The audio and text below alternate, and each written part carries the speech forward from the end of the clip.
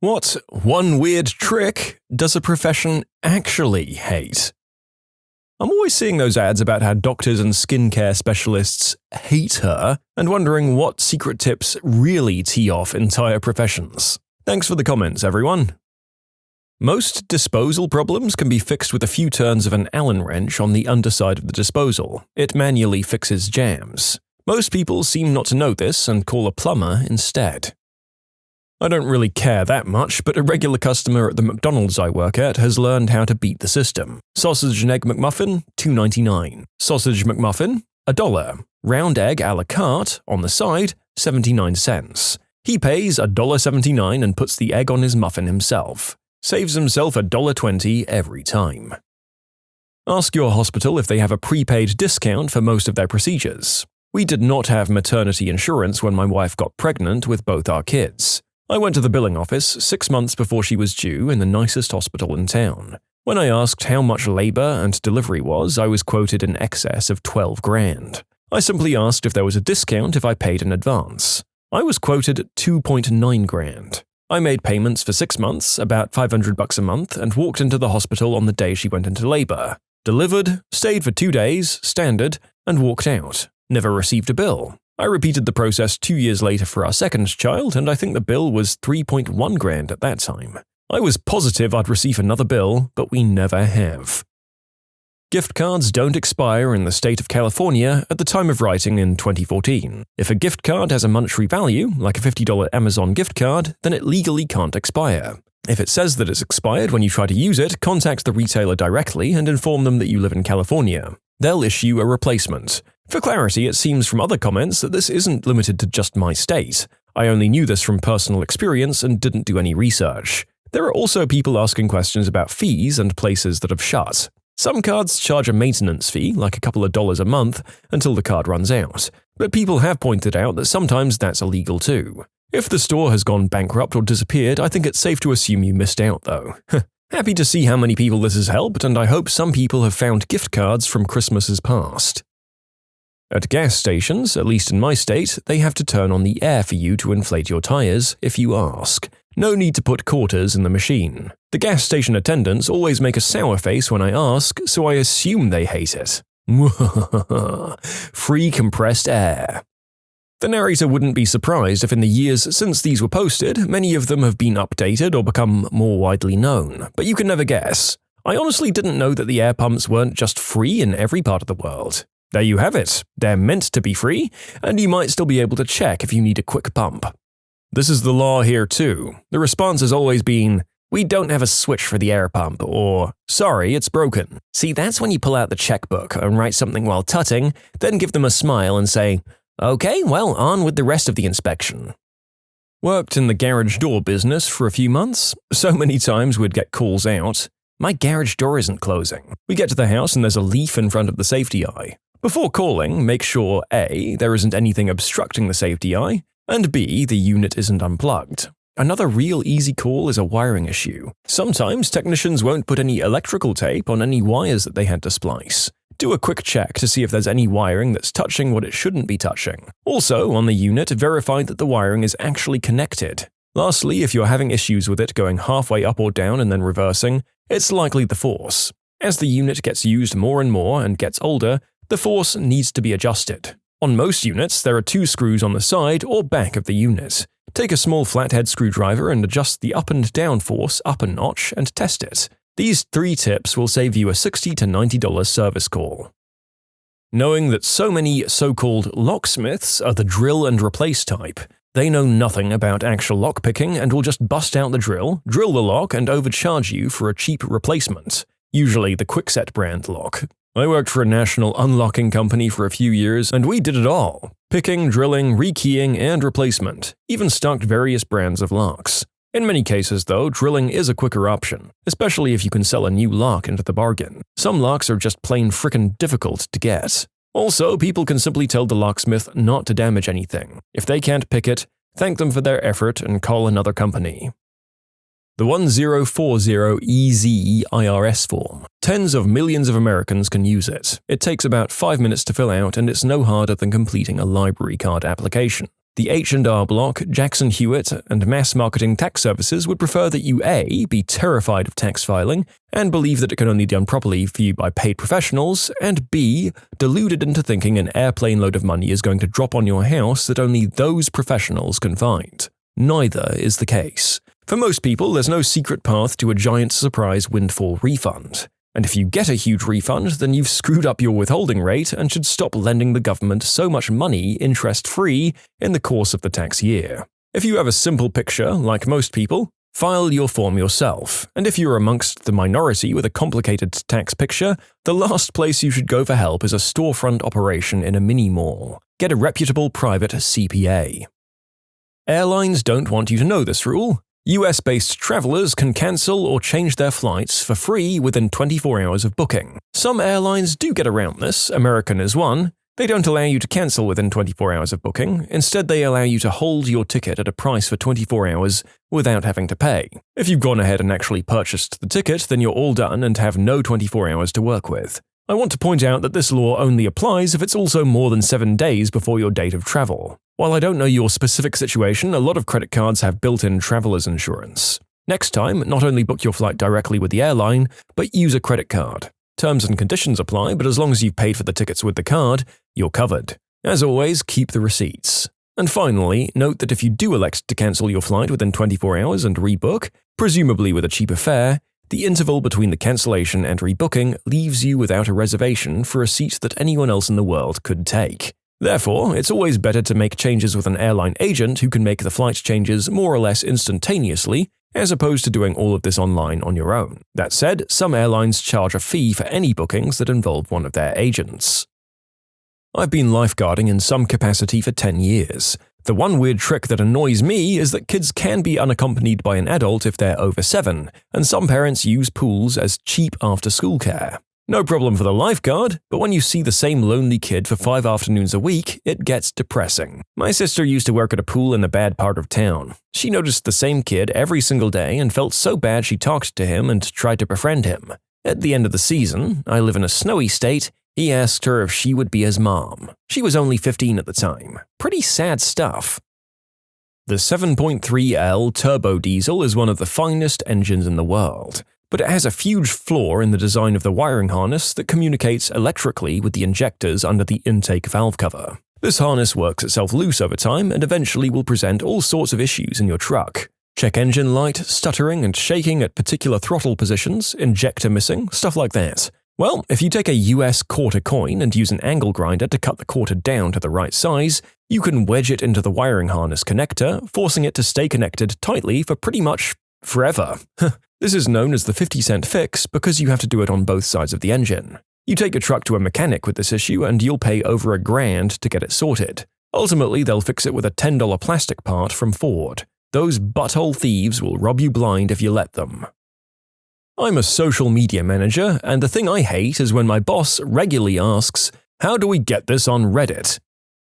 The electric company does actually hate a lot of the one weird tricks, because a lot of those weird tricks can actually cause what we refer to as one weird death, when someone gets electrocuted by some idiot's electrical nightmare bullcrap capacitor scheme. Or they're running a not-to-code, grid-tied electrical science project and backfeeding what should be a dead circuit. Or they hook up a generator backwards through a 240-volt outlet after a storm to power the house, and they don't open the main breaker first. It works, but it could also kill someone if it's not done right. In 2011, an estimated 47,700 home structures fires reported to the US fire departments involved some kind of electrical failure or malfunction as a factor contributing to ignition. These fires resulted in 418 civilian deaths, 1,570 civilian injuries, and $1.4 billion in direct property damage. Between 2007 and 2011, home electrical fires represented 13% of total home structure fires and 18% of associated civilian deaths. I have to say, don't try any home science projects on your electrical system. Get a licensed, trained electrician, preferably one with good references, to do any electrical work. Many wiring schemes will work for years until they don't, and then they cause instant death or a fire. Some of the things posted here are not to be taken as a challenge or a do-it-yourself project, by the way. Again, these are things most electricians and utilities hate because they can and do kill people. Yeah, I feel like although these loopholes, tricks, and bits of know-how can be things that save us a lot of money or are ways to exploit really bad faith manufacturers or trade practitioners, you do need to read up on the solutions before you go ahead and practice them. And look at the comments on these posts suggesting things and see if there are people saying, "Don't do this." And yeah, for anything with a circuit, maybe leave that to a professional. The Starbucks secret menu. If you have to use it, tell them the ingredients, not the name. We aren't trained to make a cookies and cream dark chocolate birthday cake frappuccino. Extreme couponing really does work. A lady came through my line today and had a preliminary total of $168.59. After I ran a handful of coupons, she got out of there with us having handed her 16 cents in change. That blew my frickin' mind. Even though it was in my line, I could only smile and laugh at it. I wasn't even that excited when I used to watch that show on TLC back in 2008. We paid her to take merchandise off of our hands. My CSM didn't know what to do, so had to get up the ASM to my line after he verified I did everything correctly, and he opened up the till and said, "Give the lady her 16 cents. My sister used to do that stuff. She had spreadsheets and notebooks and crap. It got to the point that the assistant manager would temporarily open a line for her to check out, so she didn't clog up another line for 10 minutes. She bought a lot of things she didn't need because she needed them for another coupon to work. Frequently, this would be shampoo and body wash. Since she didn't need it, she'd give it to me. I'd just stick it in my closet and forget about it. One time I took stock and I had something like 15 bottles of Old Spice, 20 bottles of Irish Spring, and another 20 bottles of assorted brands. I ended up keeping 5 or 6 bottles for myself and taking the rest to a homeless shelter because who needs that much body wash? Hobos. That's who. You can submit your own stories to be featured here on the channel. The story submission link is in the description below, and if you want to listen to some vibey music in the background, check out easymode, also linked below, and subscribe. Ordering glasses from Zenni Optical online for $12 instead of paying $250. Yes, that $12 includes frames and lenses. When you get your eye prescription, you need to get your pupillary distance measurement, or PD. Tell them that you'd like this as part of your prescription. When you order from Zenni, they'll include a device for free that you can use to measure your PD. Or if you contact them, they'll ship you one for free. And for those people saying that their optometrists won't give them the PD, you might try telling them that you need that information up front before you make the appointment, and then again at the beginning of the exam. That way, if they're going to give you a hassle, you can simply go somewhere else. Walmart optometrists are all independent from Walmart, so they don't really care if you don't buy your glasses from there or not.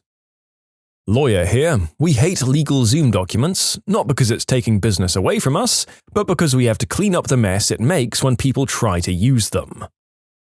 Having new lenses made for your old glasses. The real profit is in selling frames. Accountant here, and I used to work for an accountant that specialized in tax work, filing personal income taxes for clients. These accountants hate it when people are smart enough to do their own taxes. But here's the thing, filing taxes is easy. In most cases, your taxes are extremely easy to file. Take your tax slips, enter those numbers into a free tax program, and file it. In some cases, it only takes about 10 to 15 minutes to complete a client's file, and we charge them a few $100. Want to avoid paying so much money for an accountant to file your taxes? That one weird trick is to get off your butt and punch in your tax yourself. You literally just look at your pieces of paper and type it in. And to clarify, I'm not saying tax accountants are useless. They're helpful if you have a complicated file with foreign income and business expenses and all that other stuff. They can even point out some deductions that you might miss if you use a free software, such as childcare costs, unless you already knew about those. But if you're single and all you have is employment income and investments, you're better off doing the work yourself. Security guard here. Just know that you can walk away and tell the guard to pound sand, unless of course you've actually broken the law and they witnessed you do it. If a security guard demands to see an ID, you can tell him no and just walk away. Security is not a sworn law enforcement officer and can't legally force you to show ID, and can't arrest or detain you unless they eyewitness you breaking the law. Some places post signs that this establishment has the right to search your bags and property. No, they don't. They have the right to ask your permission to search your bag and ask you to leave if you decline, but it's illegal for them to just grab your stuff and go through it without cause and without your consent. If you haven't committed a crime and a store security guard says, "Show me what's in your bags," it's 100% legal to simply say no and keep on walking.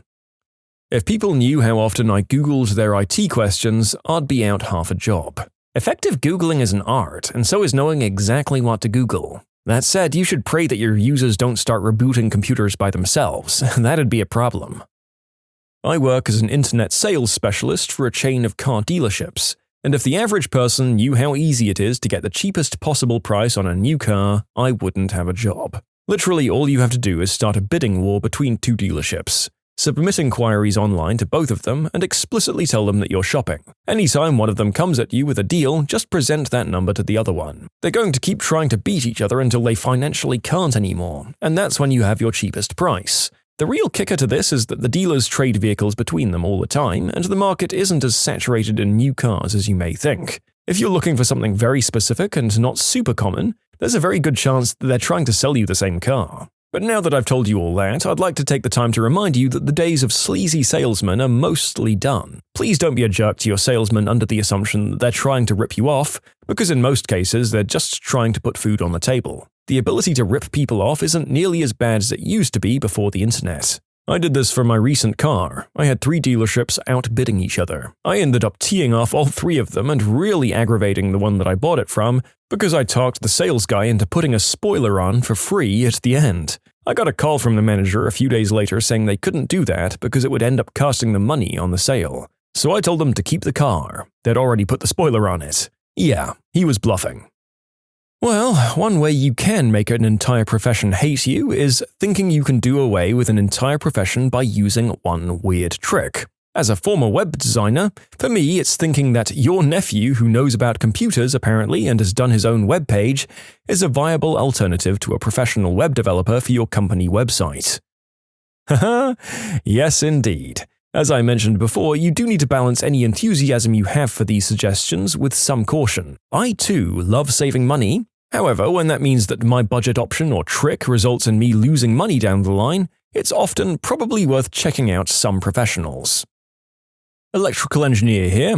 Fixing fuses by putting a coin or a bit of wire in there. That's a big, dangerous, stupid no-no. That's why you use a .22 long rifle round instead. I'm an ERRN. This is one trick many people use to get into a room ahead of other people. Tell them you have chest pain going down your left arm. We take that seriously and will bring you right back. Now, the reason we hate this is more than just the fact that you're a D-bag that just cut the 95-year-old lady waiting for 4 hours with back pain off. It's because you're going to get rushed in, have a CBC, BMP, troponin, EKG, IV, chest X-ray, and IV. When the doctor comes in and wants to talk about your chest pain that has now mysteriously disappeared, they'll be confused as to why you're now concerned about the fact it burns when you pee after hooking up with that chick at the club the other night. This requires an entirely different set of tests than what we've just done. You are a jerk. You will be ignored and we hate you. We will be making fun of your burning eggplant and you will receive no creature comforts while you're here. You will not have your call light answered. We have ways of torturing those that knowingly do not follow the rules. You jerk. EMT here and we hate it as well. Oh, the night shelter filled up on beds and all of a sudden you have 10 out of 10 chest pain? Well, your near-perfect vitals say you're probably a liar, your EKG looks better than mine, and you've been texting on your phone for the last 5 minutes. Oh, you're allergic to every pain med except morphine. What a hard life for you. And now you're faking a seizure. Wonderful. I'll call every medical research facility and tell them we have a medical miracle here, as it's the first frickin' seizure where the person has been able to talk to me at the same time they're seizing. End rant. Eating less and regular exercise is enough to lose weight in most cases. I used to work at Arby's, so the secret trick there is to not eat at Arby's. Complaining at a restaurant to get free food. Go F yourself, repeatedly. If you have nothing at hand, feel free to borrow my biggest knife. Used to work for the city. My job was to keep the libraries and public buildings' lawns clean and well trimmed. There's this one trick where instead of bagging up my grass clippings, I'd blow them into the street so that it was no longer under my job description to clean it up. My foreman hated that one. Yelling, "Am I being detained?" repeatedly to a police officer will get you off any crime, because the officer will punch you in your smug face, causing the case to be tossed out. If you're a student, just read the syllabus. A host of information is in there, and it's the binding document between you and your school about grades and other policies.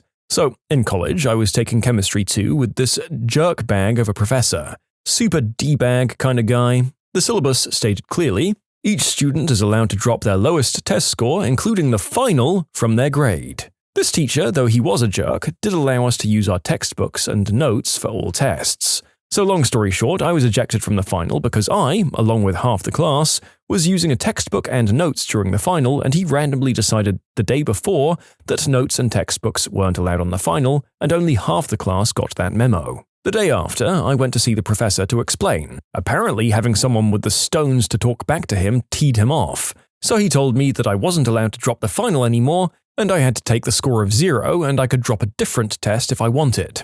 I was sitting at an A-, so taking a 0 on the final and dropping my lowest test score, an 82, would have dropped me down to a B- or C+ territory. I was livid, and I decided, screw this guy, he isn't getting away with this. I marched my butt over to the dean's office, presented all the information to him, and even got others from the class to testify that, yes, indeed they were allowed to drop their final scores, and ultimately it all came down to what was on the syllabus. It took me almost an entire semester going through the university red tape bullcrap, but in the end, one day the professor sends me an email telling me to meet him after his lab one day. I go to his office and he is red-faced and huffing like an asthmatic idiot. He was pretty overweight. He tells me the dean is forcing him to change my grade to an A-.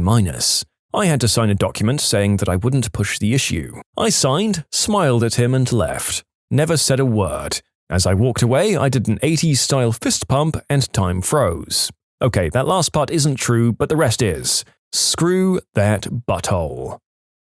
Police officers hate it when you say no comment and wait with your lawyer. There are so many completely legal tactics and tricks the police can employ to get you to confess stuff. There are also so many unpredictable implications of answering even the most innocent questions. If you're arrested, just remember the cops aren't your friend and they do not have your interests in mind. Don't say anything to any of them, not the arresting officer, not the guy behind the desk, and not the guy who brings you your food. Nobody. There's a reason why you have the right to remain silent is specifically stated, because it's one of the most important rights you have. Use it. What's a devastating historical event that nobody talks about?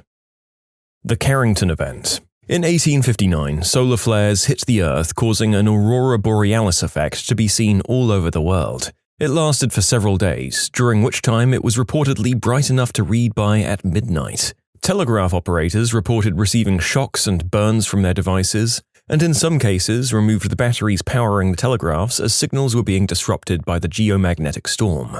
After removing the batteries, the telegraphs still operated, in some cases better than they had when powered. It wasn't particularly devastating at the time, but it's estimated that if a similar storm were to hit us today, it would cripple the entire planet for potentially decades. The estimated repair cost in the US alone is measured in the trillions. In 2012, a similar storm missed the Earth by 9 days. I'm in college studying history. The year of living dangerously in Indonesia in 1965 through 66 saw absolute chaos and still has a marked effect on their society. It's possibly one of the largest mass killings of the last century, and I heard nothing about it ever living in the West. It's hard to say how many people actually died, but estimates range from 100,000 to 300,000, and even on up to 500,000 or 1 million dead. Basically, the Communist Party in Indonesia was heavily influenced by Maoism and ethnic Chinese civilians. It was the largest communist party outside of China. President Sukarno, who had helped the country through Japanese occupation and independence from the Dutch and British, had kept the house of cards balanced but was beginning to be swayed by communist policies. The military, staunchly anti-communist and largely supported by the US, would be looking to take power. Then, one night, 6 high-ranking members of the military were abducted and killed. The army spread the word that the communists were to blame and initiated mass reprisals. Killings, interrogations, and imprisonment ran rampant over the islands, and even ethnic Chinese or just suspected communists were taken. Despite working with Sukarno for many years, the US would support his liquidation and the rise of the military. It's unclear how extensive American support to the army was, but it's probable that they aided in training and might have even helped compile names of communists to the army. Eventually, a general by the name of Suharto would take power, and Sukarno would be placed under house arrest with no power. Today, the massacres and chaos aren't really taught in Indonesian schools, and it's clear that many have not come to terms with what happened. However, the mass killings of possibly 1 million or more people should rank up there in devastating events. Yeah, this is an event that I, a history major, have never even heard about, and it's called the Year of Living Dangerously? Why does it sound like some obnoxious rich kid's adventure OE and not like the absolute horror it must have been with that much death and terror on the streets for an entire year? The Victoria Hall disaster, all because kids were being kids in a death trap. The disaster started when about 1,000 children in the audience of a variety show were told they could get free toys. Kids began pouring down the aisles to get the toys, blocking the exits and piling on top of one another. Toys being given to the lower seats meant those in the balconies, unaccompanied by adults, thought they'd miss out, creating a rush to go down to get them. The exiting children turned a bend around which were double doors. One of these being locked created a bottleneck. Queen Victoria ended up giving money for the children's funerals. In the end, 183 of them were crushed to death. The locked door led to one boy who was there growing up and inventing the push-bar fire escape, a door that can be locked from one side but easily opened from the other. The Andesian Massacre of 2005 in Uzbekistan. It's the largest mass shooting in Asia since Tiananmen Square, with over 1,000 killed and even more wounded. The Uzbek government forcefully silenced reform protests by firing into the crowd and then kicked out 90% of Westerners in the country when the US government and UN tried to investigate. Terrible loss of life that rarely gets remembered because the Uzbek government tried so hard to cover it up. The Goiânia accident in Brazil, where cesium-137 was handled by many people, including children. It's regarded as the worst radioactive incident to happen in Brazil. It was a radioactive contamination accident that happened on September 13, 1987, after a radiotherapy machine from an abandoned hospital was illegally stripped for parts, and said parts were stolen. On September 16th, one of the thieves opened a cesium capsule, then on September 18th sold it to a scrapyard. The same night, the owner of the scrapyard saw a blue glow in the machine's parts, which ended up being the opened capsule. Thinking it might be valuable, he brought it to his home. Over the next 3 days, he invited friends and family to see the strange glowing substance. On September 21st, one of his friends succeeded in freeing several rice-sized grains of the glowing material from the opened capsule. He then started sharing some of them with friends and family. On September 25th, the capsule was again sold to another scrapyard, although 1 day before the sale, more dust was removed from the capsule by the scrapyard's owner's brother. The brother then took the dust home and spread it on the concrete floor where later his daughter would play in it with the dust. She also ate while sitting on the floor and dust particles fell on her food, contaminating it. One of the family members of the owner of the first scrapyard noticed that many people around her fell ill, and on September 28th, she reclaimed the capsule from the second scrapyard and brought it to the hospital. In the morning of September 29th, it was confirmed that the material was radioactive, and the doctors persuaded authorities to take immediate action on the matter. The city, state, and national governments were all aware of the incident by the end of the day. News of the radiation incident was broadcast on local, national, and international media. Within days, nearly 130,000 people went to local hospitals concerned they might have been exposed. Of these, only 250 were indeed contaminated, some with radioactive residue still on their skin. 4 of these people died. I feel the need to mention the Bronze Age collapse. It's not as though nobody talks about it at all, but considering how catastrophic it was, it doesn't get nearly enough attention. At this time, civilizations were still pretty scarce, but the Eastern Mediterranean was full of them.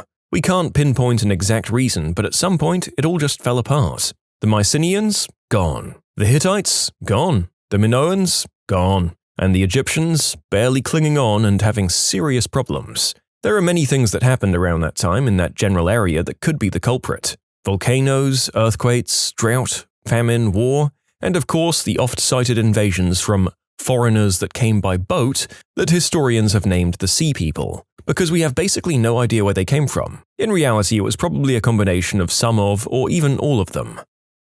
Taiping Heavenly Kingdom of Hong Xiuquan. Put simply, it was an upstart kingdom in 1850s China that directly and indirectly led to the deaths of millions, maybe 10 million people, through massacre and famine. Han Xiuquan believed he was the younger brother of Jesus Christ and persuaded enough people to follow along and start a civil war. Check out God's Chinese Son by Jonathan Spence for more information. Baghdad used to be one of the biggest and most vibrant cities in the world until the 1200s, until the Mongols came. Baghdad didn't recover its year 1200 population until the 1980s. The Second Congo War. It's the deadliest conflict since World War II, with about 5.4 million deaths, a vast majority of them due to malnutrition and disease. A lot of African history is overlooked, so here's a few more 20th century African conflicts to look into if you're interested. The Boer Wars, Mau Mau Uprising, Rhodesian Bush War, First and Second Liberian Civil Wars, Sierra Leone Civil War, the Angolan Civil War, First and Second Sudanese Civil Wars, Somali Civil War, Eritrean-Ethiopian War, Congo Crisis, Nigerian Civil War.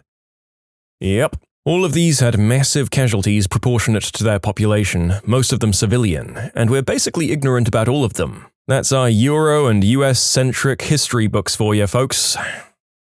I'm always amazed that people know so little about Pol Pot in Cambodia. His regime killed 25% of its population. Let that sink in. 1 in 4. If you were educated, you were one of the first killed. The extent of what happened in Cambodia is really hard to fathom. I spent 2 months traveling around Southeast Asia a few years back, and one of the days that will always be fresh in my memory was the somber trip to the killing fields outside of Siem Reap.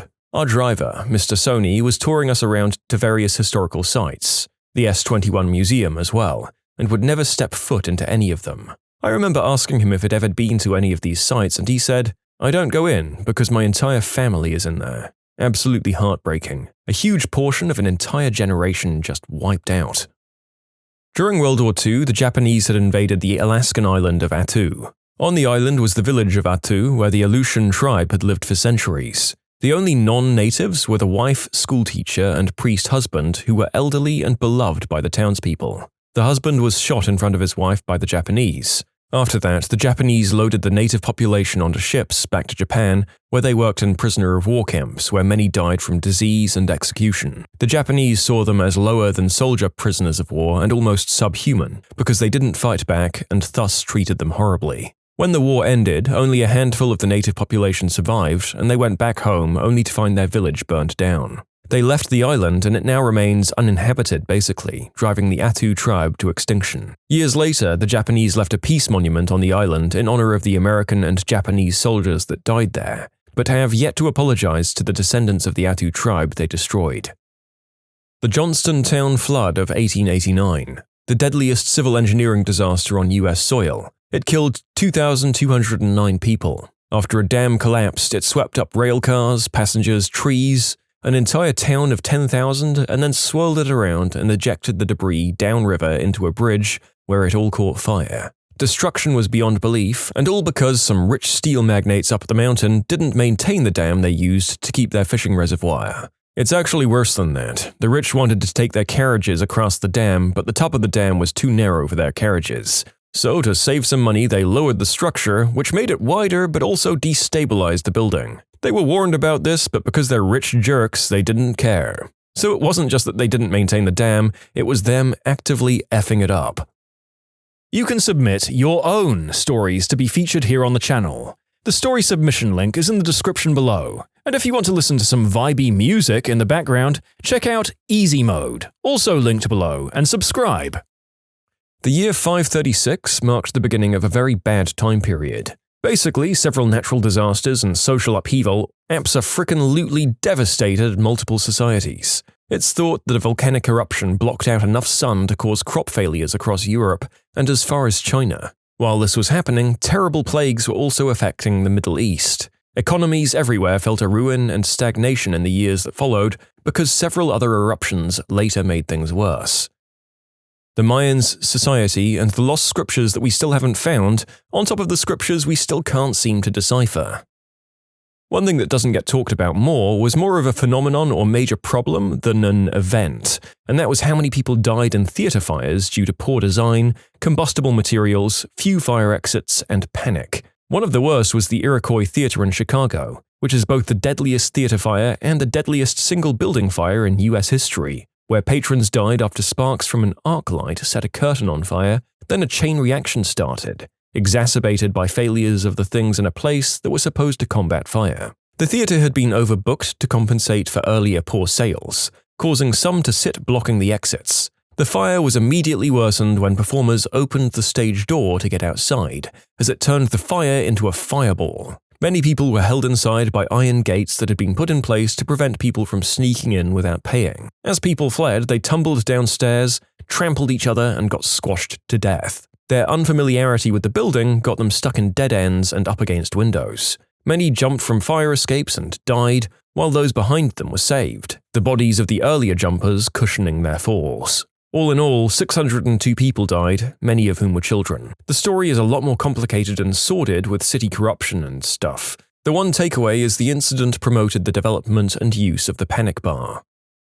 I was fascinated with the story of the Osage Indians in the United States. The book Killers of the Flower Moon is an excellent book detailing basically what happened. They got sent to Oklahoma and found huge oil reserves on their land. They were rich and hired white people as servants, which didn't go over well. People tried to marry in to get part of the riches. There were tons of murders, and the investigation led to the creation of the FBI in the United States. And the book about this tragedy has been adapted into a fairly well-received movie, if any of you want to know more. It's such a remarkably recent historical event, too. The New London School Explosion. On the afternoon of March 18, 1937, the shop teacher at the school in New London, Texas, turned on an electric sander. Unbeknownst to him, there was a massive natural gas leak under the school. The sander sparked, which ignited the gas and caused a massive explosion that killed almost 300 students and teachers. It was absolutely horrific. The force of the explosion was so great that a 2-ton block of concrete crushed a car parked 200 feet away. This event is actually why natural gas has a smell now. They started adding it after the explosion so that something like this couldn't happen again so easily. My grandfather was actually one of the survivors of the explosion. He never talked about it, even to his own family, so I didn't really know too much about it other than the fact that he had survived it, until after his death. Towards the end of his life, he'd suffered a series of strokes that left him pretty physically incapacitated. So my dad had given him a voice-activated tape recorder and suggested maybe he could record his memoirs for his grandkids to listen to someday. As it turns out, he did. We have hours and hours of cassette tapes of him telling the story of his actually pretty interesting life, including a big section on the New London school explosion. For the sake of everyone's privacy, I'll call my grandfather Papa and use an initial for anyone else. He was in the 8th grade when it happened, in his English class at about 3 p.m. on a Thursday afternoon. At the beginning of class, Papa and his buddy T had been messing around and being loud in the back of the classroom, as 8th grade boys often do. His teacher, Miss M, had had enough of their disruptions and made Papa switch seats with another student. He moved to the girl's desk in the front row and she moved into his desk in the back of the room. When the school exploded, they were taking a test on the book Ivanhoe. Papa was knocked about for a short time, and when he woke up, he couldn't see anything because the dust was so thick. He looked down and saw that his pencil had blown clear through his hand. He saw that the whole back of the room was gone. I won't go into details, but there were bodies, and parts of bodies, everywhere. The students in the front half of the room survived. The students in the back half did not.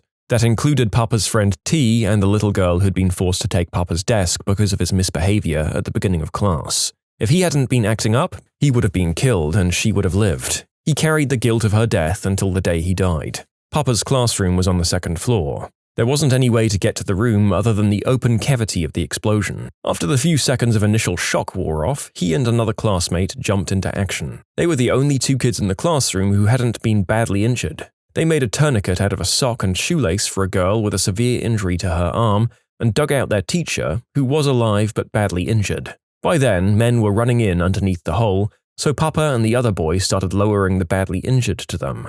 Then those who could walk, including Papa, climbed down. He ran off to look for his older brother B to see if he was okay. As it turned out, B had been supposed to be in geometry class. However, he and his buddy had snuck out to go fishing. The explosion happened as they were heading to the door to head out to the parking lot. The force of the blast sent them tumbling head over foot across the lot. They were both banged up and dazed, but they survived. The rest of their geometry class was killed. I don't know that there's a moral in the fact that both my grandfather and his brother survived because they were misbehaving that day. I do know that it weighed very heavily on both of them for the rest of their lives. There's a lot more to the story about the day and the aftermath, most of it absolutely horrific, but I won't go into all of it here. A few small tidbits though. Papa and the boy who helped him rescue the other students from their classroom were both awarded medals and certificates of valor for their actions that day. Nearly every family in town lost a child. Some of them lost all their children. I'm sure you can imagine the extreme toll this took on everyone's mental health. Papa described New London in the months following the explosion as a town with no children. To help with the healing process, the oil companies actively recruited families with kids to transfer in, so that there was a sense of normalcy when school started again in the fall. And Papa had played the French horn in the school band. However, when the school started up again, he was asked to switch to trumpet as the entire trumpet section had been lost. He went on to fight in World War II, and he saw some of the worst conflict in the Pacific, including Peleliu and the liberation of Manila, but he said that nothing he saw was ever as bad as what he saw on the day of the explosion. I'm always amazed that more people didn't know about it. It was major international news at the time. Galveston, Texas was once considered to be one of the most important commercial ports in the United States, and was referred to by several fantastical names such as Queen City of the Gulf and the Wall Street of the West. All of that changed when it suffered a near-direct hit from a devastating Category 4 hurricane in 1900, the deadliest natural disaster in American history. Pretty much the entire city was destroyed by a storm surge, and anywhere from 8,000 to 12,000 people were killed. Galveston was rebuilt but never truly regained its status. Houston became the state's commercial center in the storm's wake, in addition to other factors. The Bronze Age collapse. Arguably more devastating than the fall of the Western Roman Empire. So much knowledge lost. Truly one of history's great mysteries. I recommend reading up on it, it's really interesting. Until I learned about it, I had no idea that there were once whole other Dark Ages that happened before what we normally think of the Dark Ages, although that term is a misnomer. The Bronze Age collapse ushered in a centuries-long Dark Age that lasted until classical Greece.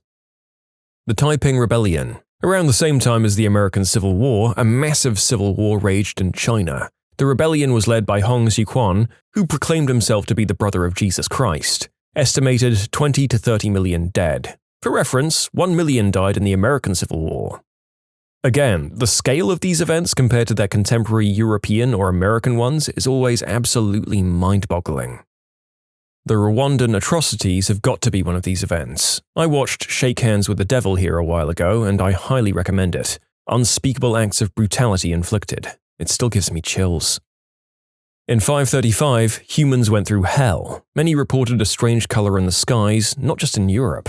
A dense, dry fog was also reported in Asia and the Middle East. Even the regions now known as the Americas weren't spared. There was drought in Peru. Temperatures were rather low in some places. It snowed even in the summertime. One survivor, a Roman politician named Cassiodorus, explained about the bluish sun and no shadows being cast even in the noon. It's been hypothesized that Iceland holds the reason for the events between the years 535 and 536. Iceland is best known for its volcanoes, and it was possible one such was to blame. Leprosy colonies of Hawaii. People who were diagnosed with leprosy were forcibly banished to Kalaupapa to live out the rest of their lives. They were dug graves and had to stand in them while their families and friends basically had a living funeral for them, where they had dirt thrown on them and were pronounced dead to the world and no longer part of the community. This continued through 1969, even after Hawaii officially became a state.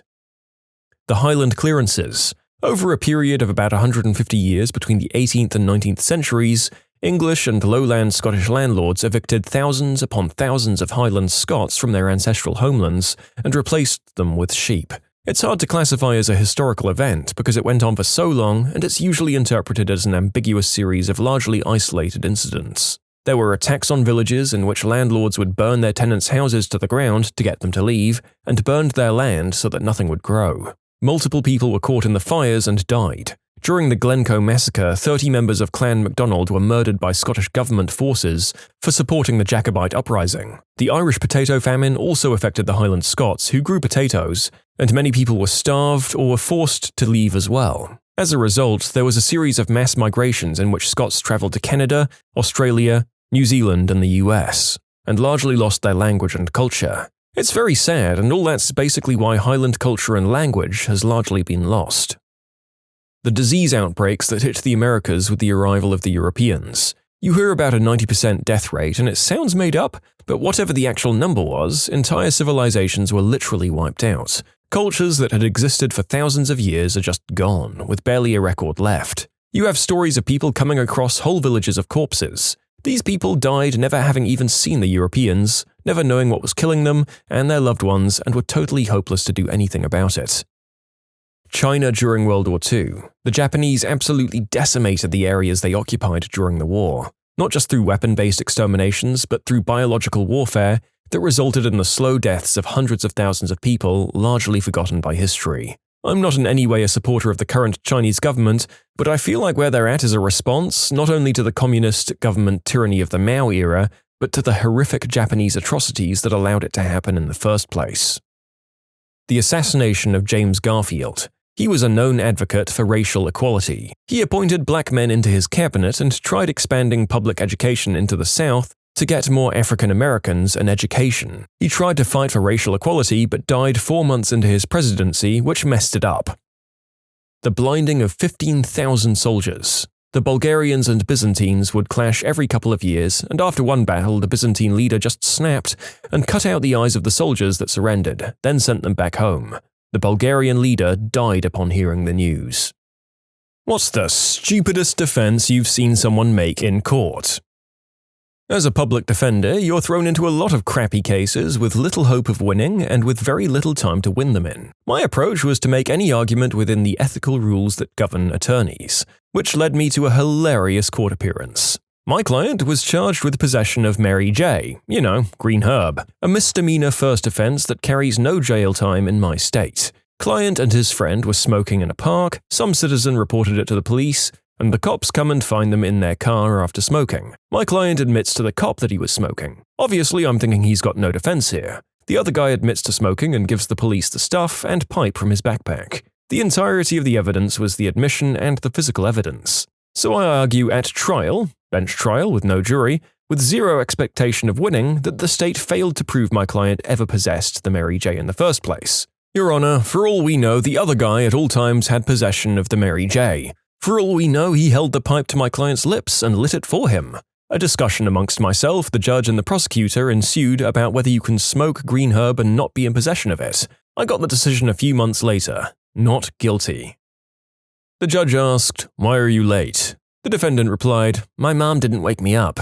"How old are you?" 42. A story from driver's ed. Guy was in court for killing 2 relatively young people while drunk. The defendant's lawyer claimed that the teens should be at fault because this man was drunk and they were sober. They should have had the reaction time to get out of the way. Pretty stupid defense, but in terms of the worst offense, nothing beats that. Absolutely morally appalling.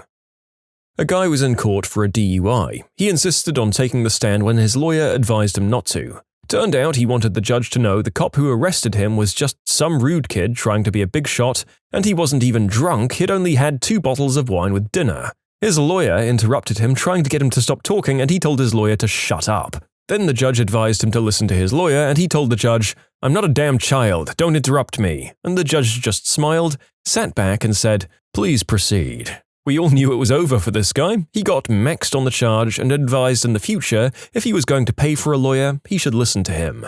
When he said the bit about 2 bottles, you should have heard the collective "ooh" go through the courtroom when he said it. Everyone but him knew he was smoked. Yeah, I don't know what walk of life this guy was from where he thought that admitting drinking that much and then telling your judge to shut up would get him anything but maximum prejudice. Kinda sounds like a sheltered millionaire's son or someone who's never driven himself before. I was the bailiff on a case detailing a pretty horrific kidnapping. The defendant was pro per, acting as his own attorney. During jury selection, he had the option to wear civilian clothing instead of his jail clothes, but chose to remain in his jail attire, complete with handcuffs and waist restraints. It came time for him to cross-examine the victim. Understandably, she was very upset before he even started. She was crying and refused to look at him. The defendant's first question went like this: "You seem upset. Does it make you nervous to be questioned by the person that did this to you?" You could hear a pin drop in that courtroom. He was found guilty and sentenced to 46 years to life in prison. My personal take was he tried to ask to be questioned by the person you falsely accused of doing this to you and just kind of flubbed it. I knew a guy that was charged with pimping. I won't get into the morality of pimping because that's another subject entirely, but his defense was that he wasn't a pimp. He was a rapper and a substance dealer. Like, why the frick would you admit to being that in court? They threw the book at his butt with like 20 to 26 years. New law for pimping people below a certain age, the unspeakable act, charges like that. He actually was a dealer though, so maybe he thought his case would work. But clearly they had recordings of him from jail where he was talking to this girl and outing himself like an idiot.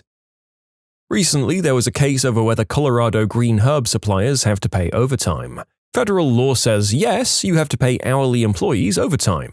The lawyer for the company argued that since Mary J was federally illegal, federal overtime laws didn't apply. The case document reads as follows. Helix's attorneys moved to dismiss the case on the grounds that a federal court had no jurisdiction to hear the case because Colorado's recreational Mary J industry is in violation of the Controlled Substances Act. Basically, I'm already breaking the law, so the rest of them don't apply is the hottest legal take I've heard in a while. I only hit him. He fell off the building himself, said a stupid person who Spartan kicked my uncle off a high school building. I gave testimony as a health professional in a child custody case. The mother wanted to revoke the father's joint physical custody of their daughter. The issue was that girl was asked to wipe her father's butt, apply lotion, and wash him.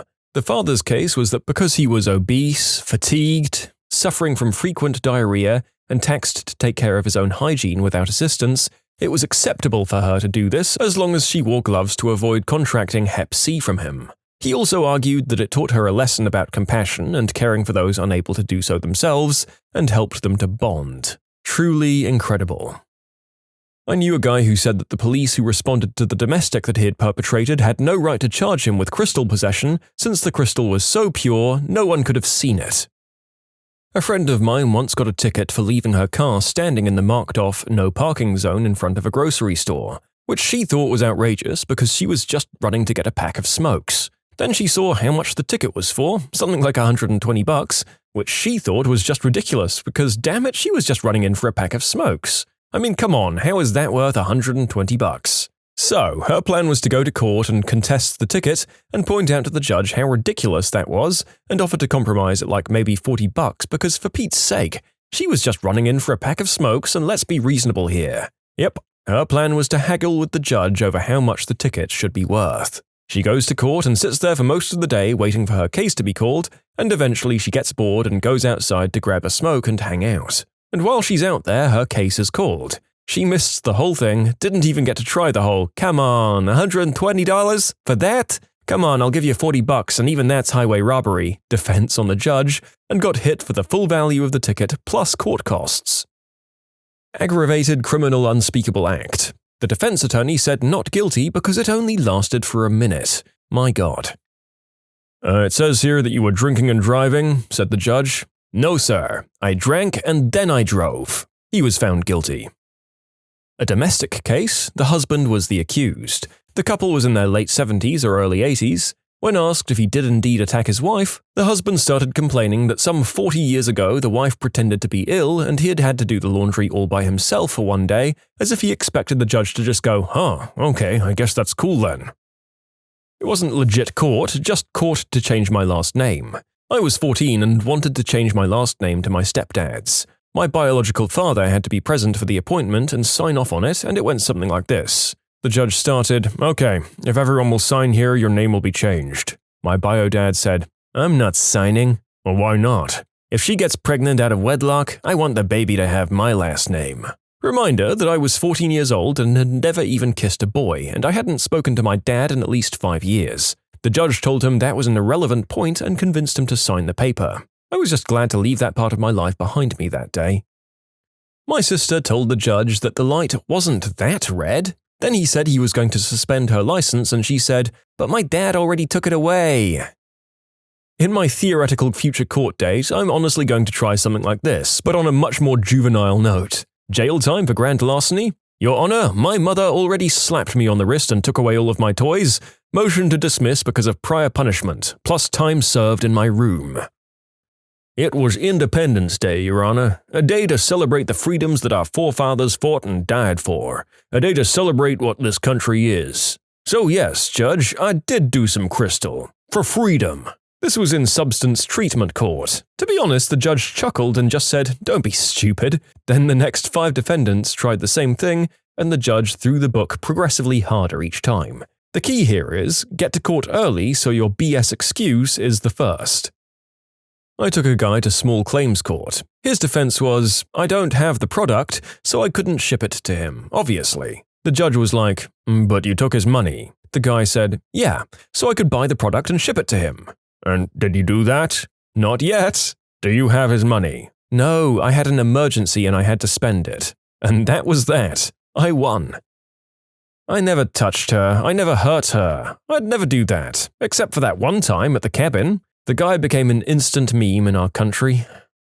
I overheard this guy tell the officer that yes, his car license was suspended, but his certification for driving the truck isn't, and neither is his moped license. 3 people and the judge tried to explain that a suspended license means he's lost his privilege to drive in general and altogether. He kept fighting it and saying he wasn't fixing anything because he's driving a moped and that license is still okay. He came out with saying it's suspended for several old DUIs. Lawyer here, bored at work and not wanting to get started on my actual job, so I've seen some very stupid crap, although mostly I don't do criminal cases, so the stupid crap I tend to see requires a little bit of explanation. However, when I was in law school, I worked with a group that helped get restraining orders for people in, shall we say, troublesome relationships. Family Court in Queens was very much a cattle call situation, and it was easy to watch hearing after hearing, which I always found fun. On one particular day, there were 2 absolutely amazing hearings. One was a case of 2 gay men. The guy claiming he had been attacked was a huge man, fat and definitely over 6'4". He was against his tiny partner. At first, the magistrate was very incredulous, likely thinking what we're all thinking about the massive size disparity between the two. When the tiny guy got up to speak, he started scolding his large partner for saying things like that, and at some point he threw a pen at the bigger man. The bigger guy started to cry, and then the little guy started taunting him. Essentially, he won the case for his partner. The other involved a man trying to get an ex parte order against his girlfriend, which is relatively rare. It happens, but the vast majority are women getting them against men. This time, however, before this particular hearing could start, a woman came into the courtroom, flanked by 2 other women. They were all 3 straight out of central casting for what you'd imagine New York City gang women to look like. They walked in, saw the woman's partner seated in the courtroom, although his hearing wasn't up yet, and immediately started threatening everyone in the room, but especially the magistrate. The magistrate had them escorted out with the bailiffs, who called in extra security. About 30 minutes later, the guy's hearing was up. The magistrate basically immediately granted the restraining order and said he'll put in a note for the full hearing about that woman's conduct. You can submit your own stories to be featured here on the channel. The story submission link is in the description below. And if you want to listen to some vibey music in the background, check out easymode, also linked below, and subscribe. I was sitting in court for a traffic violation. The guy in front of me had a speeding ticket. To fight it, he pulled out a large stack of papers about 3/4 of an inch thick. The stack of papers was a law he pulled out from the 1990s from a different country. The poor judge actually had to read it through.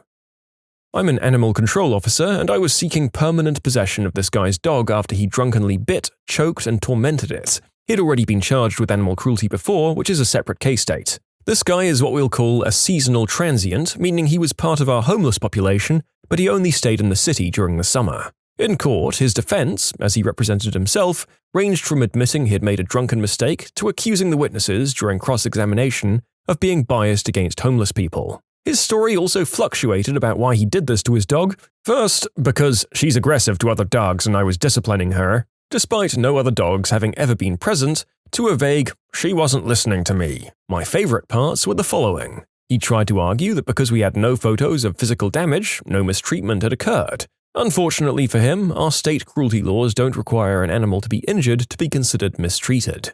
And then it came up that he had pulled her up by the ears so that her front feet didn't touch the ground and bit her multiple times on the ears and face. In court, he defended this by claiming it was a valid training technique used by, quote, Alaskans and many breeders. His proof was a handwritten name and number of a breeder friend of his on a square of paper. He lost. His dog, an absolute sweetheart with huge bat ears, and not an ounce of dog aggression the shelter could find after multiple behavioral tests and assessments, was adopted by an older retired couple looking for a good pet to keep them company at home. I was in court for a traffic violation in the state of Florida. I was sitting with a room full of people who were also contesting their tickets. There was a lady who looked like she was a waitress who got up to make her case in front of the judge. She point-blank told the judge in front of the officer that ticketed her that her violation was bullcrap from a know-it-all cop. The judge then questioned the officer. Your Honor, the defendant's car was going 75 in 35 zone and ran several stoplights. The judge then proceeded to ask why those charges were unreasonable. Her answer was parody level. I was drinking last night and I woke up late. I couldn't lose another job, so I needed to be in on time. She ended up paying $500 for wasting the judge's time in addition to her tickets. Oh, hands down, it's a tie between every sovereign citizen I've seen in court for a simple traffic violation like displaying expired plates or not registering a vehicle. The defense is always a stupid variation of, "This court doesn't have the jurisdiction because the wrong flag is displayed in the courtroom." I defended a guy on a DUI that jumped into the back seat after he got pulled over and claimed someone else was driving. He was the only one in the car. Jesus, take the wheel. I watched a friend try a DWI case. Her client testified that she wasn't drunk while driving and therefore not guilty because she was actually high on crystal at the time. My friend put her head down and started hitting it against the desk. Guilty. Haha, do you think that this was preceded by the client confidently telling her attorney those fateful words, "Don't worry, I've got this," before striding up to the podium? I hope so. I had a coworker arrested for scamming me out of $1,500. He legit tried to countersue me for extortion. His extortion case was a recording of me saying, "Either you give me my money back right now or I'm calling the police and having you arrested for theft." The judge asked, "Why do you think showing up at this young lady's home unannounced after she's made it clear to you she's not romantically interested was an acceptable thing to do?" The guy I was getting a restraining order against just said, "I just wanted to lick the inside of her dog's mouth." In my law graduation, I was working as a trainee for the college, a lawyer assistant, and I honestly saw the following scene. The judge asking, "Where were you on Tuesday at 11 p.m.? The accused said, "I was working on the street selling green herb." "You were doing what?" "Selling green herb." Their lawyer looked at them like, "What the frick?" And I saw this go down while waiting for my traffic ticket. The judge said, "So, you were seen pulling a stop sign out of the ground and throwing it in the river?" "Yes, sir." "Were you drunk?" "No, sir." "The ticket says you were intoxicated." "No, sir." "Okay, so let's say that I believe you. I'll throw out this drunk and disorderly charge." "Thank you, sir." "But I'll have to charge you with the destruction of government property and endangering the public. That comes with at least a year in jail. So, I'll ask you one more time, were you drunk?" "Yes, sir. Very drunk, sir." Now I think about it, Theodore Bundy jumping out of the courthouse window and running probably didn't do much to convince people that he was innocent.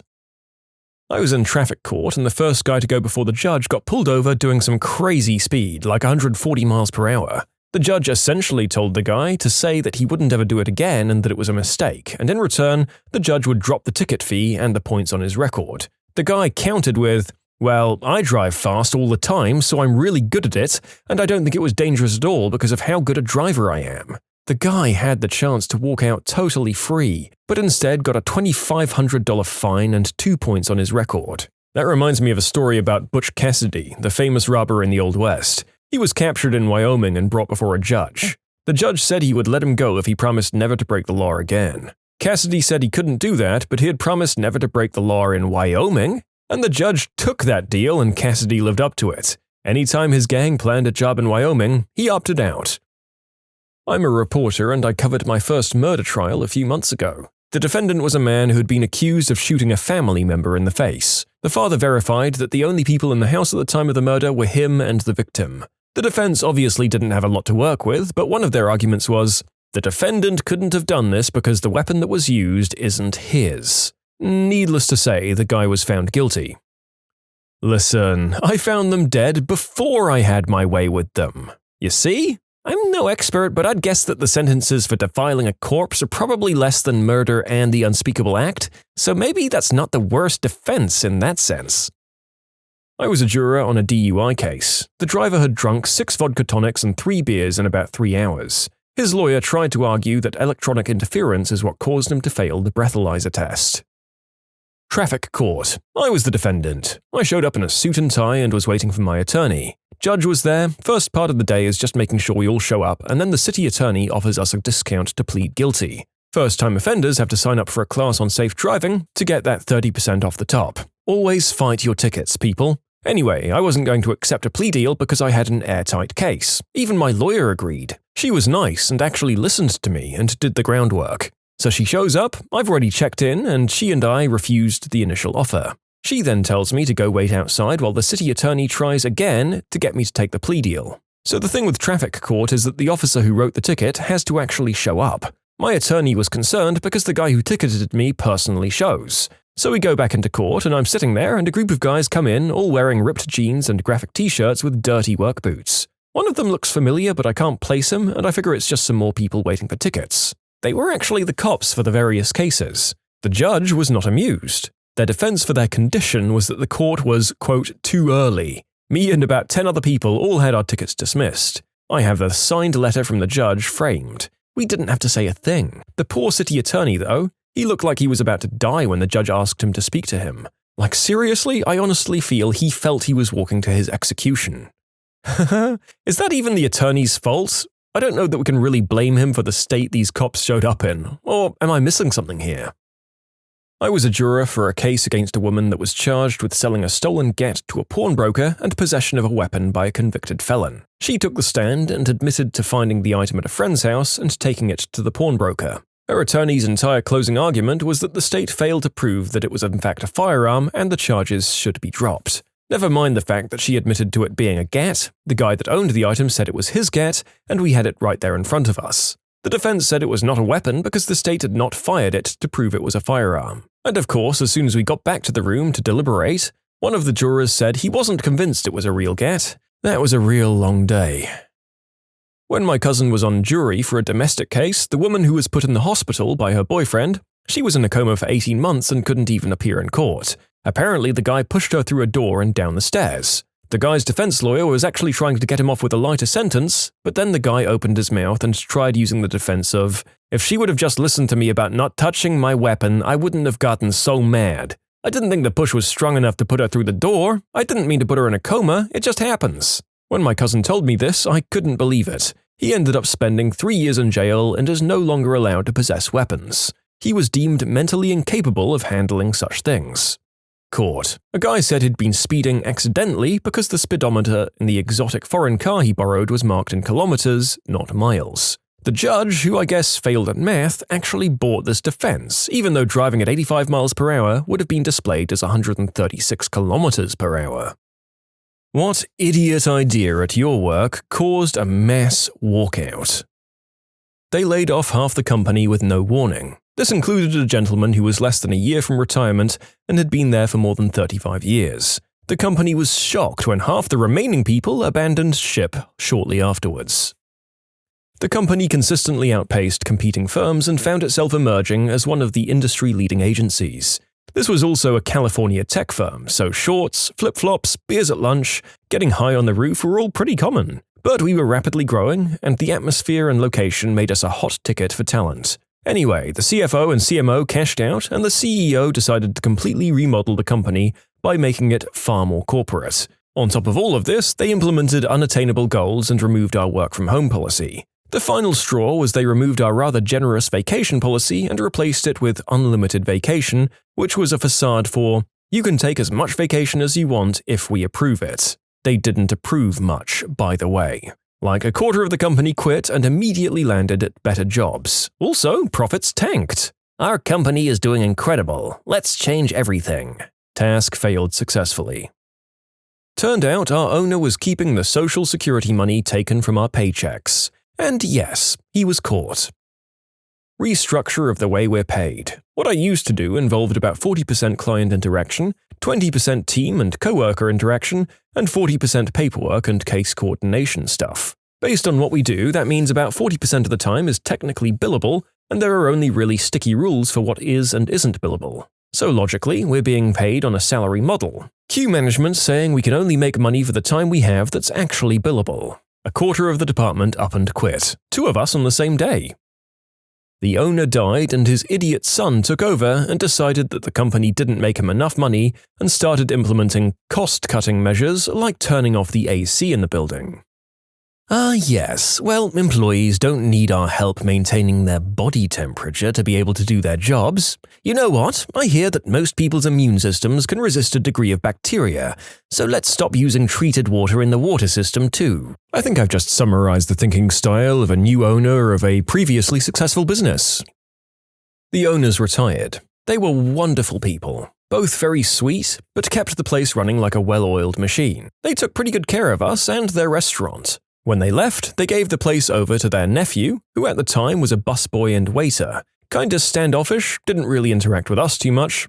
A bit lazy at times, but for the most part, did his stuff and went home. He seemed okay. That is, until he got the power of being the owner. He fired 4 people, including 2 of the 4 cooks and 2 of the 3 dishwashers, literally the same day, on a Friday night just before the dinner rush, all because he didn't like their attitude. He refused to allow people to take vacation that they'd already requested, and got confirmed by the original owners. He'd change the schedule randomly without telling anyone, and then scream at people when they missed a shift or came in late because of it. He'd refuse to replenish the kitchen until we were literally out of things, then take forever to put in the orders. He showed up randomly and would drink at the bar, for free of course because he was the owner, and then bring in all of his buddies to drink with them, and together they'd get way out of hand and grab at women and try to start fights. Within the first month of him being the owner, over half of the staff had quit, usually walking out literally in the middle of their shifts after being screamed at, as they'd basically throw down their aprons and tell everyone else that they were so sorry but they couldn't do it anymore.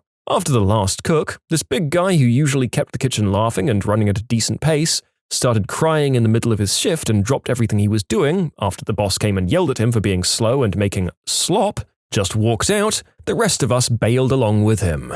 4 months later, the place was closed. His aunt and uncle were absolutely furious and devastated that he'd run the business they'd built up over 30 years into the ground. When they tried to reach out to find out what had happened, because they'd moved out of state, they were absolutely horrified to hear how he had behaved towards the staff. But by that point, it was too late to do anything about it. But on the whole, yeah, they shouldn't have just up and left to retire without giving him a few months in training wheels to make sure that he could actually hack it. Anytime I've seen a mass exodus, it's because of poor management. I've never seen it organized, just a bunch of employees independently deciding to quit in the same month because the management was so bad. I used to work at McDonald's and we had a terrible manager who hated a lot of people working there. Everyone else hated him too, but no one wanted to call him out on his crap and quit. I was the first to do it because I requested 2 weeks off in August of that year, about 3 months in advance. My family likes to plan our summer vacations early on. When August came around, he had my schedule set up for all of August off except for those specific 2 weeks. There was no way he could have misinterpreted my request. When I got my schedule, I stormed into the restaurant, called him out on everything, and then quit on the spot. About 2 weeks after that, I heard from one of my work friends that 5 other people had had enough and quit as well. I kind of felt good about being the first. New management. In a month, 4 kitchen staff quit, leaving me to be the only original kitchen staff hire from the previous manager. This new person completely changed the vibe of the workplace. No one was happy, no one felt like talking or listening to music or being friendly. It was robotic. When I was 16, I worked in the concessions stand at a minor league baseball stadium. Minimum wage at the time was $5.15 an hour. This job paid $8, and it was always in the evenings, so it was perfect work for a high school student. The only bad thing was our management was terrible. The main manager would throw toddler tantrums about once a shift over stupid bullcrap like not ordering enough of a specific beer. She did the ordering, by the way, or running out of pre-cut lemons for tea. One night the stadium was running a promotion and it was incredibly busy, easily 2 to 3 times the normal volume of customers. We were already working our butts off handling multiple roles, each with absolutely no downtime. Although we all cleaned as we worked, nobody had a chance to do thorough cleaning for the whole shift because of the never-ending horde of hungry baseball fans. The manager showed up 3 or 4 hours late, as per usual, and threw the biggest fricking temper tantrum over the unswept floor. Finally, she announces, "Listen up, you lazy Fs. Minimal work gets minimal pay. Everyone's being paid minimum wage tonight because you slobs won't clean up anything." Both of our bartenders and the bar back quit on the spot, which caused a chain reaction. We all took off our aprons and hats to leave. She blocked the exit and was red in the face from screaming, so one of the cooks climbed out of one of the big serving windows where we serve customers. So I did the same and most of the staff followed. Bear in mind that this all happened in front of about 200 customers. Of course, my final paycheck got lost, so I had to file a wage theft complaint with the Texas Workforce Commission. Filed the complaint, submitted my clock-in and clock-out receipts for the week, we got paid weekly, and previous pay stubs to verify my pay rate. After about 3 weeks, I was contacted by the person handling my claim, saying that my previous employer had mailed me a check for the whole amount I was owed plus a penalty. The check arrived within a few days, and the penalty was $25 if I recall correctly. Later that year, the same employer refused to provide my W-2 for tax filing, so I filed a complaint with the IRS and used my pay stubs with a special form to complete my taxes. I don't know what happened regarding that, but that lady's life imploded for non-work-related reasons. She got caught cheating on her husband, then got caught faking cancer for sympathy. Who would have guessed that someone so completely and utterly incapable of being a decent human being at work would also show the same decorum to her partner and society at large? A fate well deserved. Hopefully being knocked down a few pegs will give her some empathy. I did landscape construction. The cheap owner kept taking bigger and bigger projects while never hiring more help. We were all overwhelmed, stressed, and anxious as hell. One of our foremen quit, and I followed suit a few days later. 2 more guys quit the next day. He was down to 3 guys for the obscene amount of work he wanted to do. Of course, everything got way behind schedule, but he was convinced it wasn't his fault at all. He went out of business less than a year later. I was hired by the new owners to replace the existing manager. I was under the impression that he was moving on to another job somewhere else. So, after about 4 days, I ask him where he's headed and if he's excited. He just looks at me blankly and says, "I'm not going anywhere. I'm just training you as the assistant manager, right?" The look I gave him must have been a great tip-off because he got up and walked into one of the new owner's offices. After about 30 seconds, they were screaming at each other, and then he just storms out of the office, grabs his stuff, gives me the finger, and leaves. Over the next few days, I was trying to calm things down with the employees. They're not faulting me, but now they have a very bad taste in their mouths about the new ownership. Over about a 7 to 10 day period, my team shrank from 15 people down to 3. I hobbled along the best I could while we tried to hire new people, but the new owners were offering so little we had trouble finding them. After 3 months or so of that, I started to get fed up and overwhelmed, and when the owners started to get on to me about missed deadlines, I'd had it. We were still only at 5 people, 2 of whom were brand new and still training. They didn't allow me to refuse work or push deadlines out, and they expected the same output as a 15-person team. So, after my 3rd day in a row of being berated for missing a deadline that was impossible to make, I quit. Hiring you to replace him without telling him is evil. Hiring you to replace him without telling you they haven't told him is dumb. At that point, there isn't much to do except try and make the best of it, but I'm glad you were able to get out of there. You can submit your own stories to be featured here on the channel. The story submission link is in the description below, and if you want to listen to some vibey music in the background, check out easymode, also linked below, and subscribe. I'm the manager of a retail store, and I'd found out the cashier was stealing product by scamming reward card benefits. I came up with a detailed incident report to present this to the employee, and I was under the assumption it was just her. After I confronted her in a reasonable manner, she freaked out and got really angry and quit on the spot. She was using fake accounts instead of using a customer's reward card to get herself points and redeem them for products and gift cards. So, the customers weren't getting the points they were owed, which was a headache for me if they notice and complain. The next day, every other cashier called me and quit, and after thinking, what the frick just happened? I found out they were all in on it and were using this lady's fake card on their shifts as well. So I'm down 4 cashiers and I have 1 left. The same day, my last remaining cashier disappeared for 20 minutes. Turned out she was in the bathroom with another employee doing the nasty. She quits because her dad's a cop and doesn't want to find out she got fired for this, and she also asked me if she should go to urgent care because she didn't take out her tampon before they did it, and she couldn't find it. The guy also quit because he didn't care and was moving anyway. I was down to literally managers only. So, the first part is the mass walkout, and the last part was just for, can you believe this crap? I was working for a very large IT company before the tech bubble burst, and we had a meeting with our new director and the VP. They were tired of people complaining about things that should be changed at the job and how they managed people. So, they sat around 200 of us down in our auditorium, and the director said she didn't want to hear any more complaints on how she was running things, and if we didn't like it, there was the door, and that there was no way we'd leave such a great job.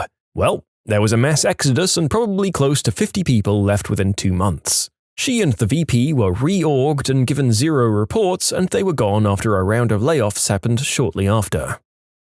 I worked at Wendy's, and one of the regional managers started running a store because they couldn't and wouldn't find new managers to replace the old ones. Well, anyways, this guy practically ran the place into the ground. Before he started running the store, most everyone liked working there as it was a good environment. A few months later, a couple of people quit because of him. And one day I rolled in at 9 to help open the store, and he came out to my car as soon as I parked. I was 5 minutes early and usually just sat in my car until 9. He tells me, "Hey, you need to start early because the 3 openers just quit on me." We managed to get the store open and had a number of people from other stores come in to help run the place until the people from the next shift came in. A couple of days later, I heard the full story of what happened from a coworker. The regional manager was supposed to be at the store at 7 or so, and the openers 30 minutes later. He didn't actually show up until 8:30. So when the openers, already being annoyed at having to be at work really early and not being on the clock, saw the manager roll in and knew it was going to be an awful shift, they all decided that they were done with him and just quit right there. So at least 6 people quit because of him by the time I left the place. Probably more left after me. Cancelled all raises and bonuses for everyone except the CEO, his wife, who was financial and HR, and his son, who was utterly useless IT, in a year where we had record profits and brought in almost double the clients, on top of announcing they aren't looking to hire more people when we were already overwhelmed. Good part about it was, when the majority of us quit, they lost almost every single client shortly afterwards to their competitors, and the company is now defunct. Haha, get wrecked, jerks. I can almost get making cuts like that if a company is bleeding, but if it's doing well and the board, or even more offensively, just the employees hired based off their families are getting raises, then the company deserves to die. Worked at a data company. The guys in the sales department messed around all day. They'd be literally in the parking lot drinking beer and racing RC cars. When it came to handling accounts and clients, they frequently gave away free accounts in order to retain customers and make their own sales numbers look good, and somehow they got away with it.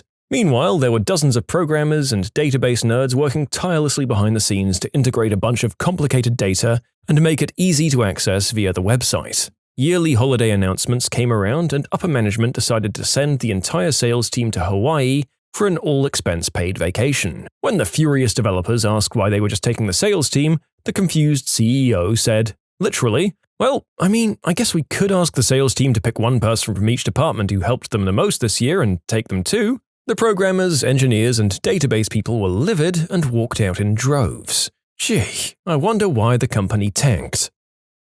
Several years ago, I worked in a mental health center. We worked primarily with kids. It was time for the center to renew their certification. Instead of keeping up with everything that needed to be done over the course of 5 years, the proper procedures were ignored. In this couple of months before recertification, the administration made us sit through a ridiculous amount of training on things that would have been covered in training such as IDOWorkHereLady laws and identifying people who were mistreating children. Then came our paperwork. Our center encouraged us to do things that weren't exactly covered by Medicaid or approved through certification. For example, taking kids to the park isn't allowed, but guess where they instructed us to take these kids so that they didn't disturb the therapists working? I had to go back and edit 5 months' worth of documents to get rid of the evidence. The kicker was that the bathrooms were supposed to have a log of when it was cleaned. An administrator perfectly forged the signatures of multiple employees. I don't think they would have gone to the effort just for a bathroom log, so what else were they forging our signatures on? The potential risk of being charged with Medicaid fraud was too high for me.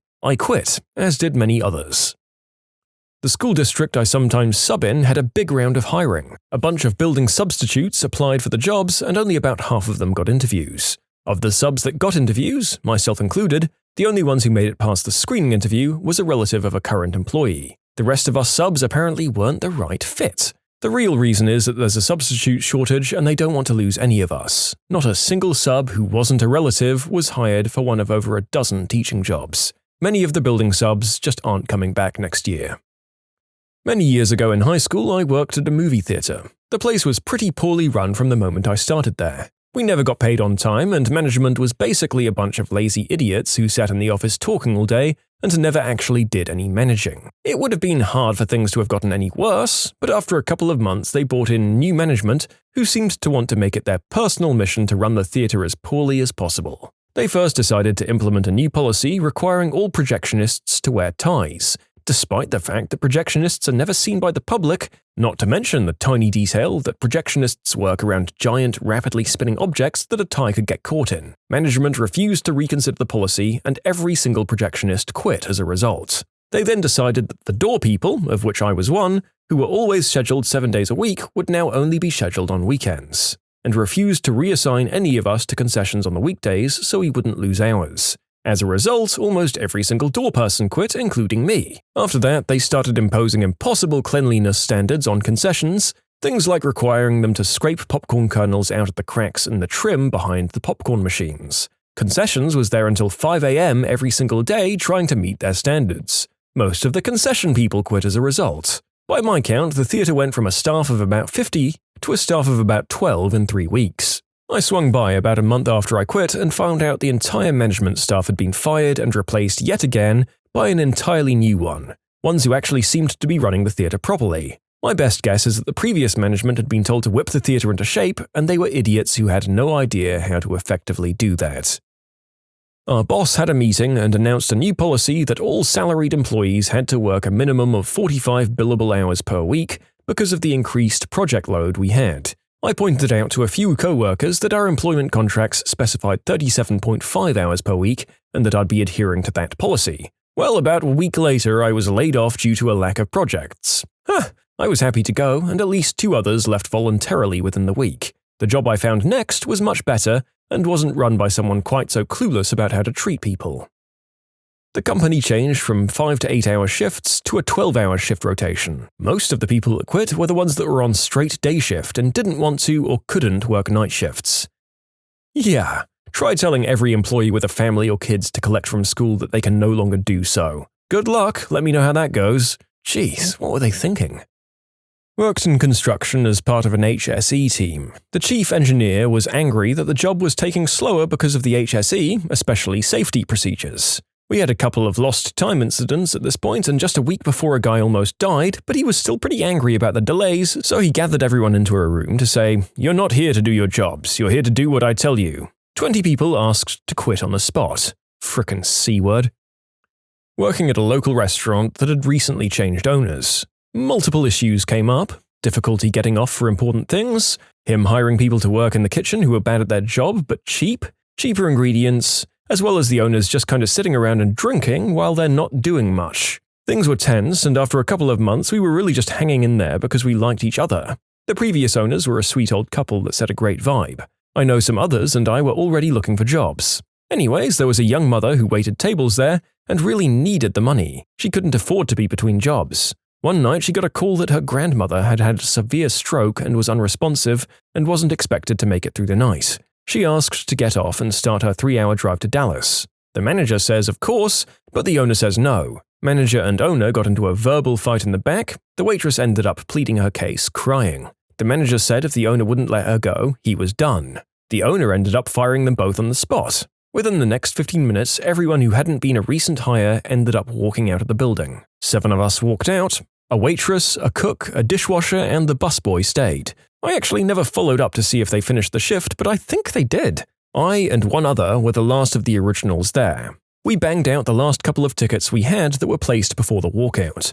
Not their fault, and I do take some pride in my work. The quality and attendance dropped for a year before the owner sold to a different guy with actual restaurant experience. The original couple returned to reopen the restaurant, and it's still going today. I'm not going to name names. There's no point, just let sleeping dogs lie. The waitress did make it in time to say goodbye before her grandmother passed. ICE contacted the in-house temp service, questioning them about illegal workers. Over 20 people mysteriously disappeared at lunchtime. A couple of months later, most of them were back, with different names.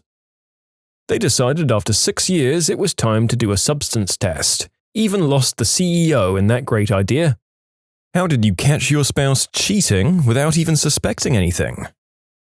Dating this girl a few years back, and I became really good friends with her brother just because he appreciated my help during a difficult time for their family. Their father had abruptly passed away. 2 years into the relationship, the brother contacts me and asks to meet up for coffee and a serious conversation.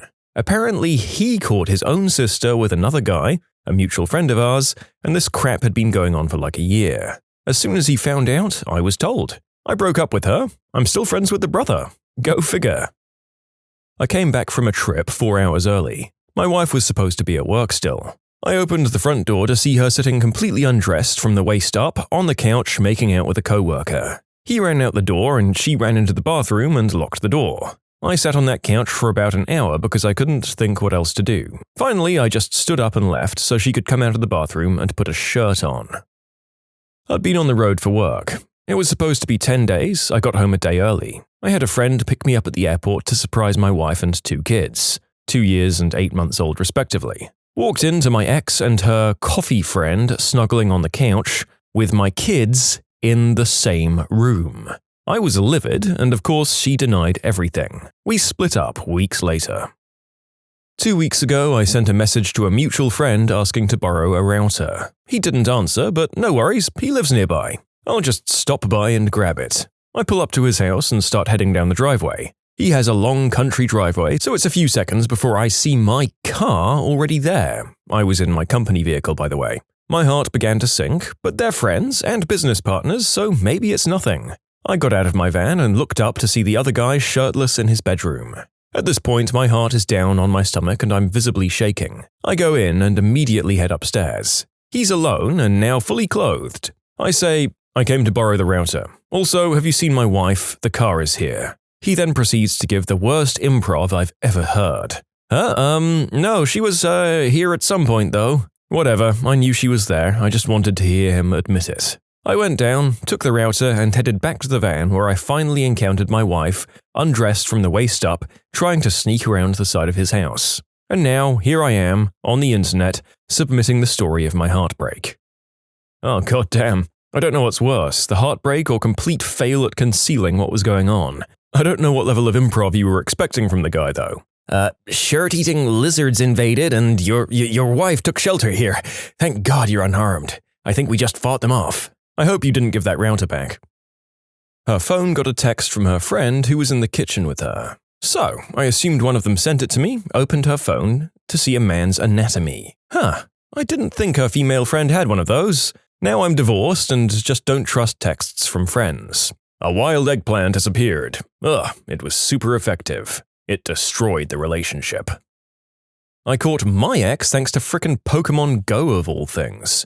She mentioned Pokemon Go was using lots of her data. I explained that in her settings she could see how much data an app was using. I proceeded to show her and proved to her it wasn't by pointing out Tinder was using much more data. It was sad but also funny the way that it went down.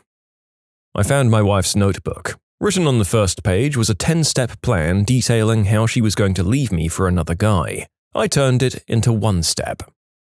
I got a new job with a cell phone company. Free phone for me, $15 a month for her. First bill comes in with call detail. She was on the phone an hour a day with this number while supposedly at work. I call, a guy answers. I hang up, I ask her, she lies and said it was a girlfriend of hers. I told her I know she's lying and I call it again. A guy answers. F you, Brooke. One night she told me not to come over because she wasn't feeling well. But then my sister wanted this hoodie back that she had borrowed, so I thought I'd stop over with chocolate and a Slurpee. I knocked on her door. She came to the upstairs window with only a blanket wrapped around her. I thought I told you not to come over. My sister needs her hoodie. Who's that? Says some male voice from her bedroom. I see how it is. I'll, talk to you tomorrow, she says. Probably not. Have a good one. After a week visiting friends in London, England, I flew back to Canada.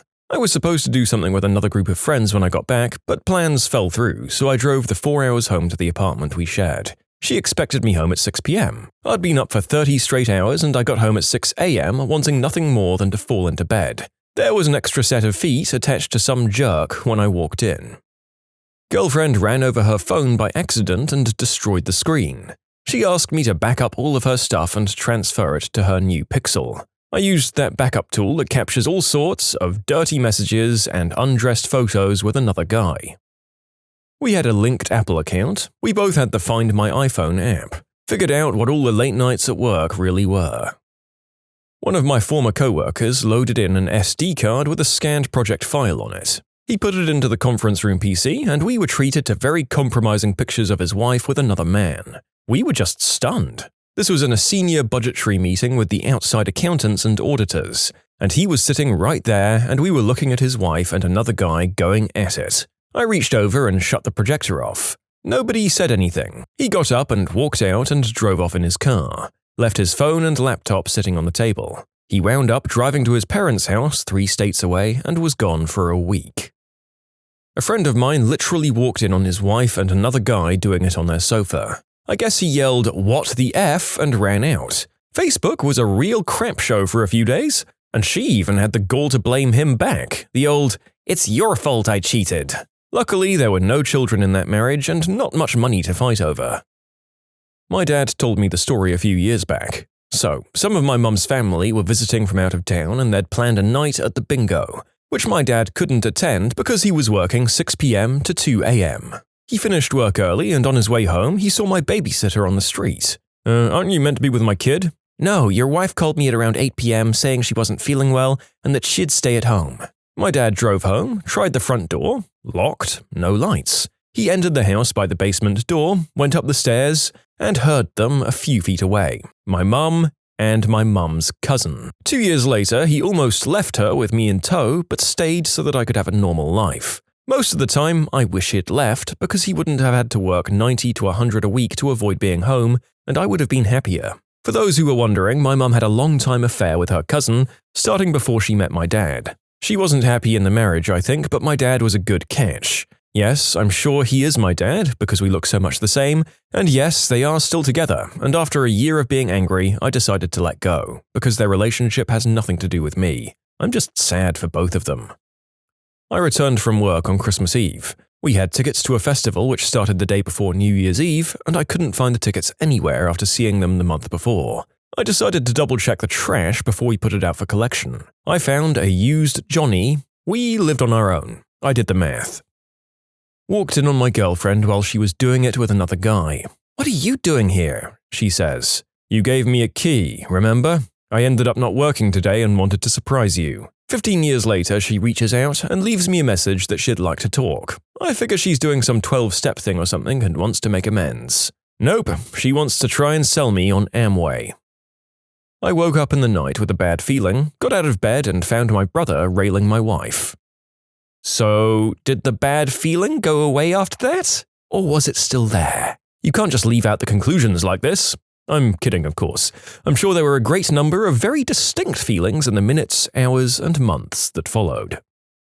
Long story short, I suspected something for a few months. Like an idiot, I opened her phone while she was asleep and I found exactly what I was looking for, like you always do when searching through someone else's phone. Even though I had all the evidence and texts right there to see, she still lied about it multiple times to my face. She eventually admitted to it, but downplayed it heavily. She then tells me that about 2 nights ago he asked her out on a date, and she said, "I had to say no," and was visibly sad about it. In the process of getting a divorce now. Hurts like hell.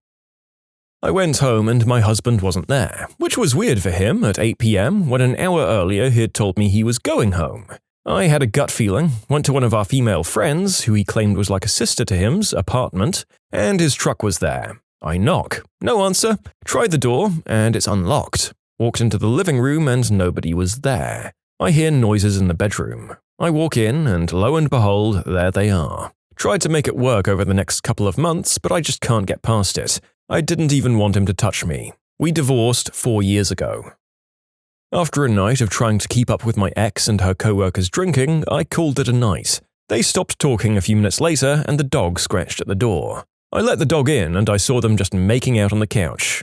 I watched for 10 minutes before they noticed me. They were taking their clothes off by then, and he was touching her favorite spots like he knew them well. There was no denying it by then. I'm glad I knew. A tense conversation followed with the two of them. He left, very drunk, on a very cold night. She got a ride to her aunt's place and begged me to go look for him in the cold. A close friend had an affair with another close friend and got caught because she lost an earring in the bed. After the entire blowout of a friend group and lots of shaming on both of them, she says he committed the unspeakable act on her and everyone was stunned and didn't know what to do. So, to prove that he didn't do that to her, he had to show his wife and the police home security footage of the woman astride him like a horse while he was handcuffed. So, he cheated and was accused of an awful crime and then got to top it off by showing his wife a video of him with another woman. There was a lot of hesitation after her first accusation. We didn't really have the time to process that this lifelong friend of ours was the worst kind of person before it was all thankfully set straight and she started backpedaling. You can submit your own stories to be featured here on the channel. The story submission link is in the description below. And if you want to listen to some vibey music in the background, check out easymode, also linked below, and subscribe. Me and my girlfriend were long distance and she had a habit of going quiet sometimes. She had been texting me for the last few weeks but had made excuses not to come visit. I went to a party that my friend had organized. I met a friend of his who told me he had a new girlfriend. I was surprised he hadn't mentioned her, so I asked who she was. This lady introduced me to my girlfriend. She told everyone that we'd broken up and had been dating my friend for about a month. She didn't bother to tell me. Her phone went off and she asked me what it said. I looked at it and it said, "I want to bend you over and spank you." We were engaged and he had a drinking problem. He was blacked out drunk, accidentally butt-dialed me, and I listened to the whole thing, only to find out after that it was with a working girl. Not me, but one of my best friends. His girlfriend snuck a guy into their bedroom apartment whilst he was playing Xbox in the living room. I heard the argument through the mic after he heard a noise coming from the bedroom. He kicked her out and continued playing with us. To the people saying my buddy deserved it because he was addicted to video games, I don't know where you got that from. He only plays when there's a bit of spare time. She's just a crap person. After he caught them in the act and kicked her out, he came back onto the mic to tell us what had happened and to get off the game. We encouraged him to stay on and talk everything through with us. We were in different countries at the time and couldn't see him in person because we were worried about him. Their relationship had been a little rocky, but who'd guess that someone would cheat, especially in the next room? He's a great guy who didn't deserve to have that happen to him. He's now in a healthy relationship with a wonderful lady. Didn't happen to me, but my closest friend growing up. He was making out with his girlfriend in the back of her car, which at the time she only had for a week, and he put his hand on the back of the car somewhere between the back of the headrest and the rear windshield. I guess the opposite of a dashboard? Anyway, he put his hand in a semi-fresh load of someone else's splooge. And her answer was that her gum must have flown out of her mouth and landed back there, and then the sun melted it into a splooge-like substance. My first long-term girlfriend and I were going to the same college. I got accepted but had to start the semester after she did, meaning we'd be slightly long distance for a few months. It wasn't too bad because we were only about 2 hours apart, so it was pretty easy for me to visit, but our relationship did struggle a bit. I remember one night I got a phone call from her, and when I picked up it was obvious it was a butt dial. I could hear her talking to some guy, but I couldn't quite make out what they were saying. I called her and she picked up and I asked what was up. She said she was in bed and about to go to sleep. I told her about the butt dial and she said it was her friend Jack, who I met asking to borrow something. I thought that was odd, but I brushed it off. A couple of weeks later, I was up there visiting her and I met a bunch of really cool people, including this guy, Luke. After I got back from visiting, I got a Facebook message from him saying, "Look man, I hate to be the one to say this, but I think you're an awesome guy and you don't deserve to have this happen to you. She's been cheating on you with this guy pretty soon after she started here." I was devastated, but I had to hear it from her, so I called her and asked, "Are you cheating on me?" She gave a heavy sigh and said, "Well, at least I don't have to lie anymore." That guy's voice I'd heard wasn't Jack, it was the guy she was cheating on me with. I just trusted her so much that I took her word for it. Even though it was painful, I was grateful to Luke for sending me that message. What's funny is that most of the people I met up there that were her friends sided with me after the breakup, so when I started going there next semester, I had a group of friends to support me, and most of them are still very close friends of mine to this day. I went to the bathroom while we were playing board games. When I came back, everyone laughed at all of my moves. She had looked at my hand of clue cards. It made it really hard to trust her during the group whoopee that followed. You know what? I think you might have slightly misunderstood the intention of this question, but your story did technically answer one of the possible meanings, so we'll take it. Hope that it didn't make the sweaty 8-hour after-party gyrations too awkward for everyone else. My boyfriend finally convinces me to get another girl involved in our bedroom activities after months of begging. I finally agree and our mutual friend comes over. Things get hot and heavy, and when he starts doing the deed with her, he moans, "Damn, you feel even better than usual." And everyone freezes. He tries to tell me that he was thinking about my hoo-ha while using hers and that it just felt different, but she felt so guilty that she confessed on the spot and begged me to forgive her. We don't really talk anymore, but last I heard she had been dating my ex for over a year. My wife had been texting a lot and was very evasive when I inquired about it, though she smirked when she thought it was making me jealous. Yeah, she's that kind of person. Turns out she had left her email logged into my cell phone, so I noticed she had a weekend Airbnb trip to a place that was 1 state away. We were living in different states at the time, and the Airbnb really seemed to be of the quiet romantic getaway type. Total occupancy 2. Well, I thought, that was fairly suspicious. So I monitored her Airbnb page, which was easy since we were friends on Airbnb, figuring that the owner might leave a comment about how great she was as a guest, which it turned out she did. Except the review went something like, "Wife's name and guy not named me were wonderful guests," and so on. Yeah, so anyone want to guess what the conditional probability is of a weekend trip involving infidelity? I'm pretty sure it's rather high. My wife apparently panicked and asked Airbnb to remove the review and altered her name on the site, And then finally, having failed to get the review taken down, deleted her account. I eventually asked her about it during a counseling session, and she had a ready-made defense about how she had meant to take the trip with another coworker, but that person's car broke down. So, the guy's name ended up tagging along since he was that coworker's boyfriend, and they all stayed there together. But he signed the guest book, hence a totally honest mistake. You know what? In hindsight, I'm pretty sure she wasn't telling the full truth. We are not still married.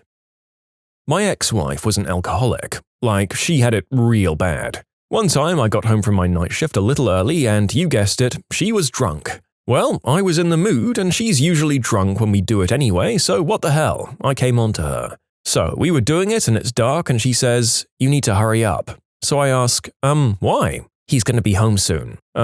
Who? "My husband, you fricking idiot." Yeah.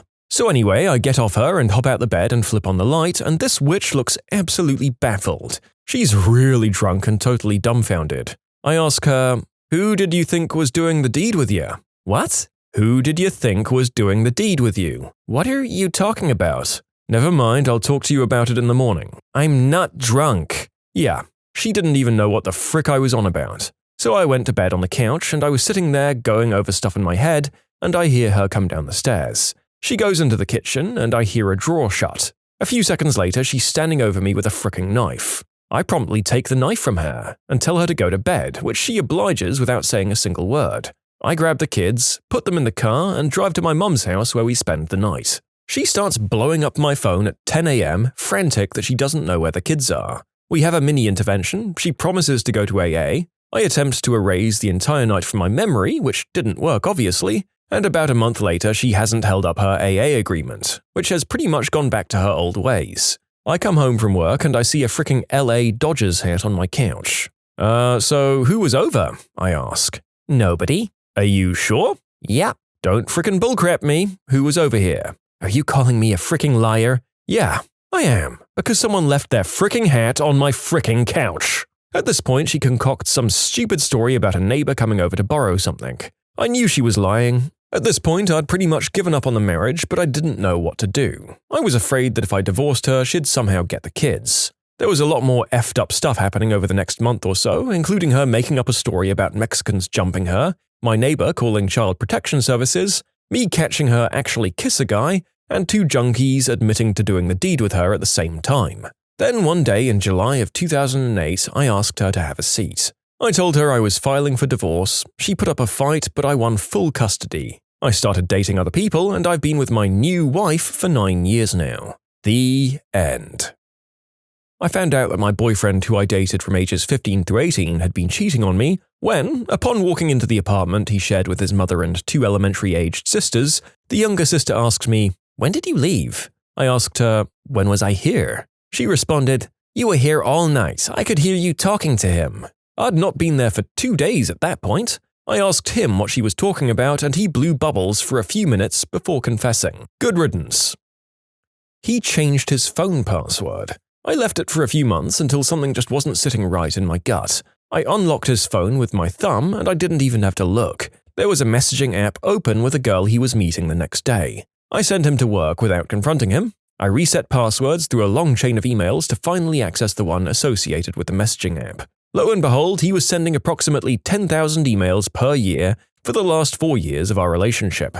He was living a whole second life and hiding it from everyone. Our relationship had never appeared stronger, and we'd been seeing a therapist to work on strengthening our communication for 8 months, once a week. Clearly, he was hiding his issues from the therapist as well. At the time, I felt like it ruined my life. I remember thinking very clearly, what did I do to deserve this? And when I thought that, something inside of me just snapped.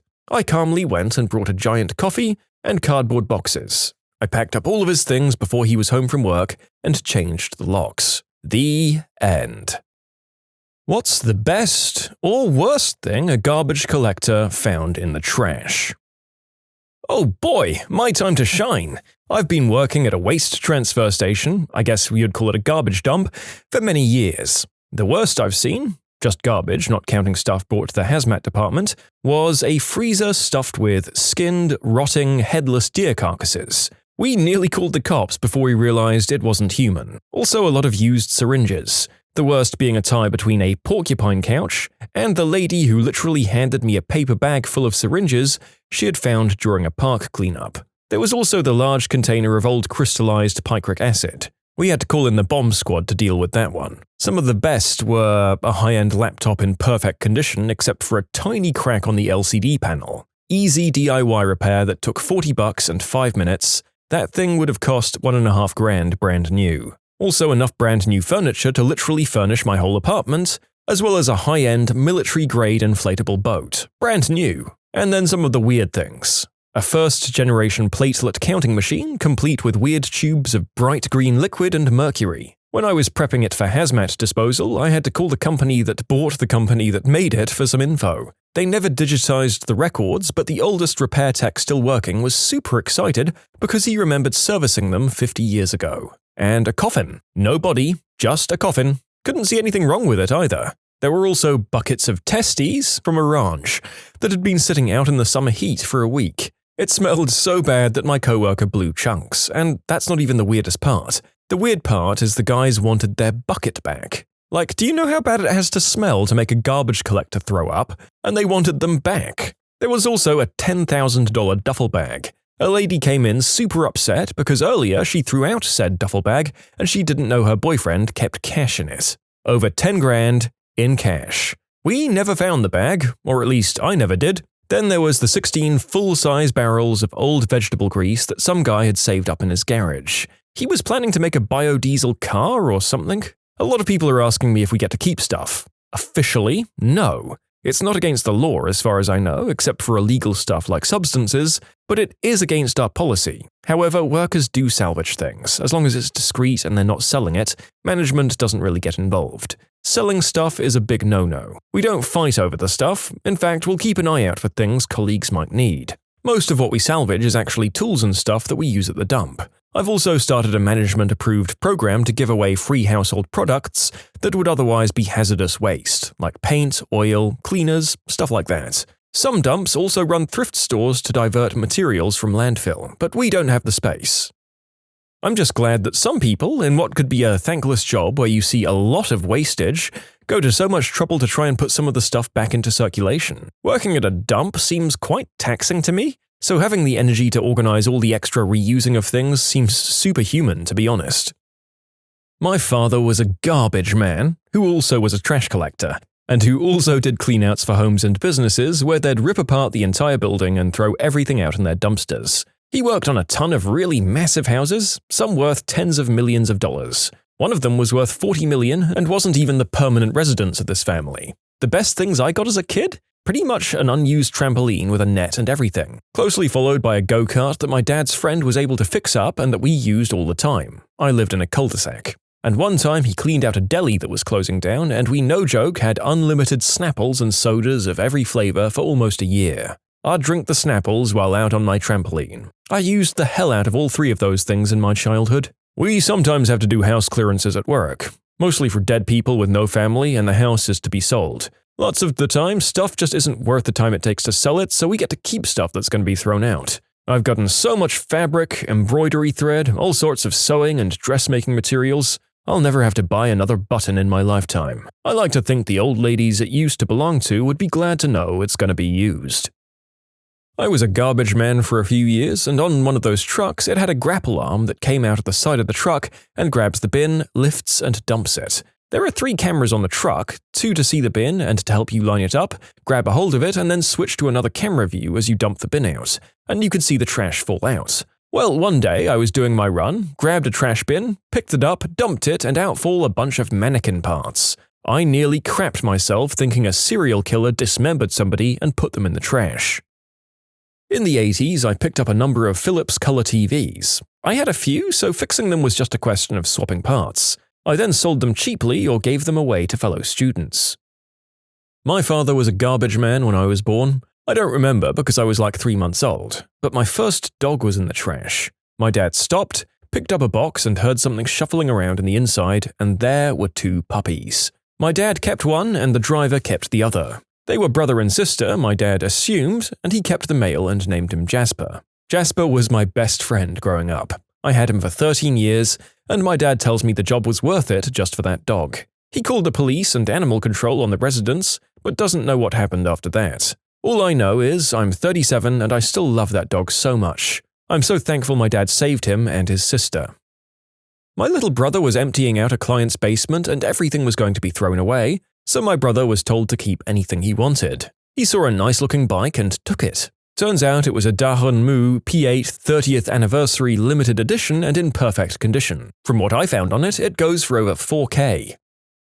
I worked as a garbage man in 1972. A small stray cat jumped onto the back of the hopper to look for food. I took him home and named him Saigon. This was the best thing. Second best thing someone threw out was an old pair of skis. There was snow on the ground, and me and the other guy each took a ski and stood on it and held on to the back of the truck. Great fun. The third best we found was an entire case of Brill cream. Look it up. And me and the other guy had Brill cream fights all day. Total mess. I had to take off all my clothes before going into my house after work. The worst thing we ever found was a garbage can that had live coals in it that started our truck on fire. Not me, but my brother. Someone apparently threw out Grandpa's stuff from the attic after he passed away. This was the last scheduled pickup at the house and everything was already moved out. Nobody lived there. Driving a truck with an automated claw to grab and dump, my brother was irritated there were these 2 bowling bags he had to get out to throw in the truck. He realized that they seemed a bit heavy, so he opened them to see why. Inside there was real silverware and flatware. He ended up selling it for scrap pieces to a jeweler and got $3,000. My dad was a trash man when I was growing up. He'd always be bringing cool stuff home to us. He always used to say that the poor neighborhoods had the most trash, and they threw away literally everything. The 2 best ones I can think of was a brand new BMX bike and like 20 Nintendo 64 games that he found at a video rental store. Also, once at the transfer station, one of his co-workers found a dummy arm in the big pile of trash. He pulled it and it ended up being a dead guy. The police later determined that it was a homeless person that got picked up and died when the trash truck compacted him. It happens semi-frequently. Homeless person climbs into a dumpster to shelter from the rain or the cold. They're wasted, because you'd have to be to sleep in that smell, so when the truck comes to pick it up, they don't hear them. By the time they do wake up, the noise is too loud to hear any shouting and they get crushed. I'd imagine the guys check the dumpsters before picking them up with the truck, but sometimes they might cover themselves with garbage bags or old blankets, so on a quick inspection, they're not spotted. We had an incident last year where the council was using a large arm and claw to remove abandoned tents along a canal. There was a guy going ahead of the machine to check the tents to make sure there was no one in them and no obvious valuables in them. It's not entirely clear what happened. Maybe there was a delay between the check and lift. But anyway, one guy got into his tent and the claw came and picked him up. He survived, if I recall correctly. Good lord. I don't care what walk of life you're on, being hoisted up by a gigantic claw arm like the Toy Story one and dumped into a crusher is just one of the most left-field, horrifying ways to get killed or injured. In the early 2000s, my best friend's dad was a garbage man. I used to hang out at their house a lot, and I remember him finding uncut sheets of holographic Dragon Ball Z trading cards in the trash and bringing them back. They were super dope to see. Would the uncut sheets increase their value, or would them being in the trash decrease their value? Okay, toy collector here. These kinds of things are extremely difficult to assign a value to. They're both extremely rare and in atypical condition. It would be a very hard sell, but if you found the right buyer, they could be worth quite a lot.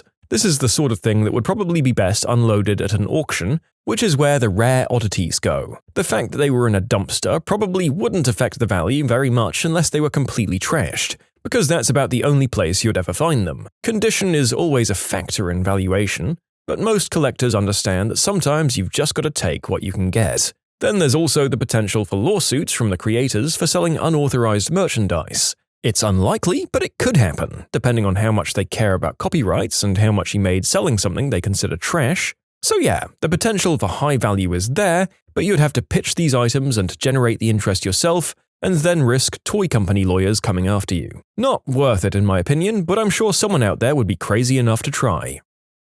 Elaine Cedar Chest. I was helping my dad clean out this lady's garage, and she said as long as we were there, we might as well take that too. She said she always hated the smell of cedar, but her husband wouldn't let her get rid of it, and now that he was dead, she was sending it on its way. The veneer was never in great shape, but it still keeps my wool items safe. I've had it for over 30 years now.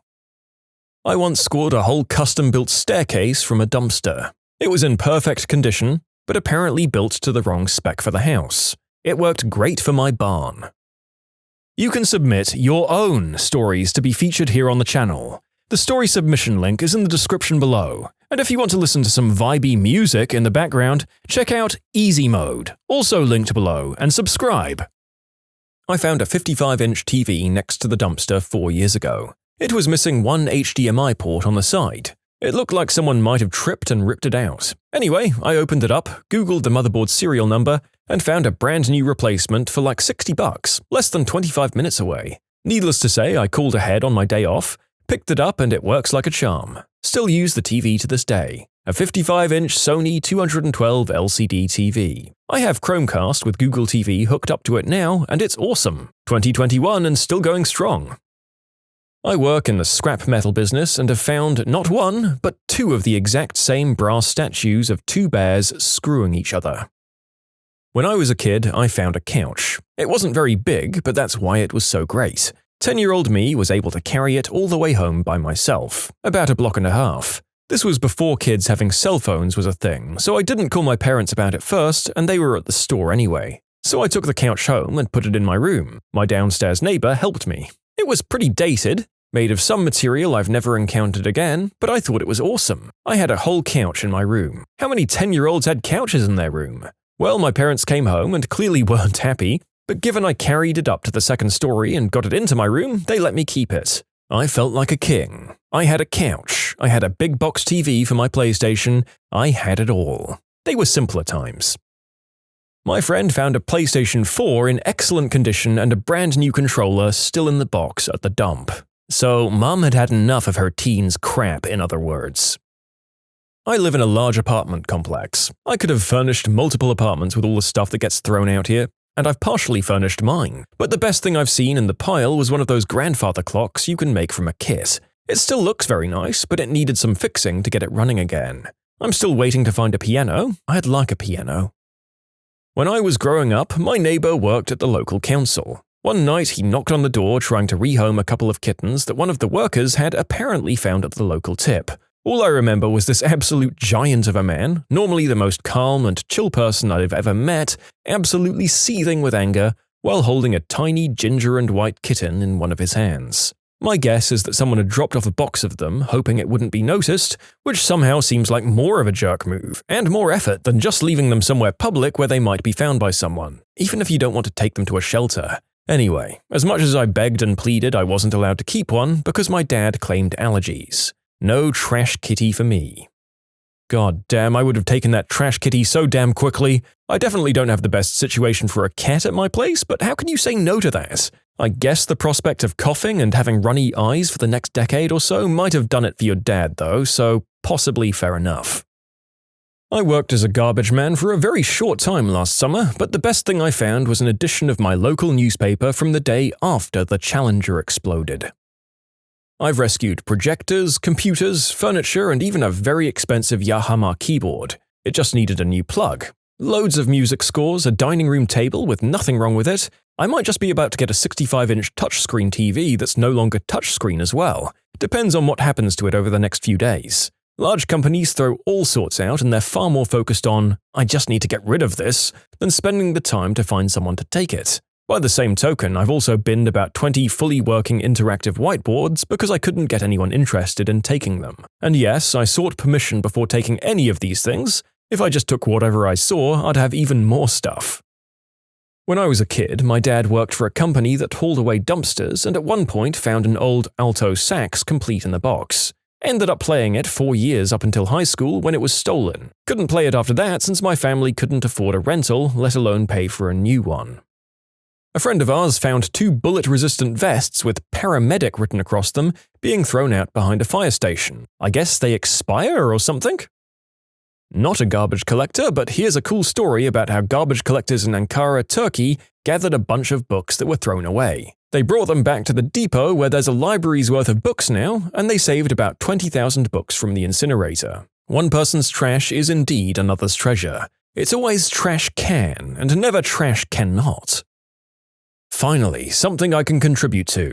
I do trash at apartments. In the year I've worked at the job, I've found and kept a couch, 2 desk chairs, a floor lamp, deck furniture, a TV stand, my cat, various decorations I've given to my mum, and some things that I've sold, a bike for $40, some outdoor vases for $30, a bed frame for $50, an original Xbox with at least 80 games all in a box for $20, to my friend that collects old video games, but yeah, it's crazy what people throw away. Once I found a perfectly good stationary bike that my neighbors threw out that I cleaned up and then used for years. I can't believe that this day only comes 52 times a year. Before I was born, my mother found a huge painting of mushrooms. It's blue and yellow, and I'm certain I've seen parts of it glow in the dark. And it's one of the most beautiful things I've ever seen, and my description gives it no justice. My uncle was, and still is, a garbage man and found a fully boxed Power Rangers Megazord toy. I don't remember which season or what, but it had just been previously opened and all of the parts and such were still inside. I don't remember if they sold it off or what, but it was super cool to see. A part of me feels like maybe a collector tossed their boxes away and mistakenly threw the whole figure with it, or some kid's parents ditched it while cleaning up on a birthday or Christmas. I don't know, but it feels bad.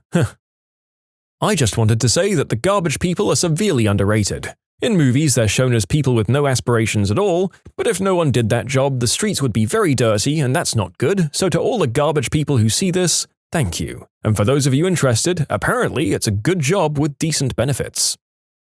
I found a cardboard cutout from the Mr. and Mrs. Smith movie release from when it was in theaters. I put Mr. Smith on one side of the truck and Mrs. Smith on the other. I got a few fun honks going down the road with a gorgeous Angelina Jolie on the back of a trash truck.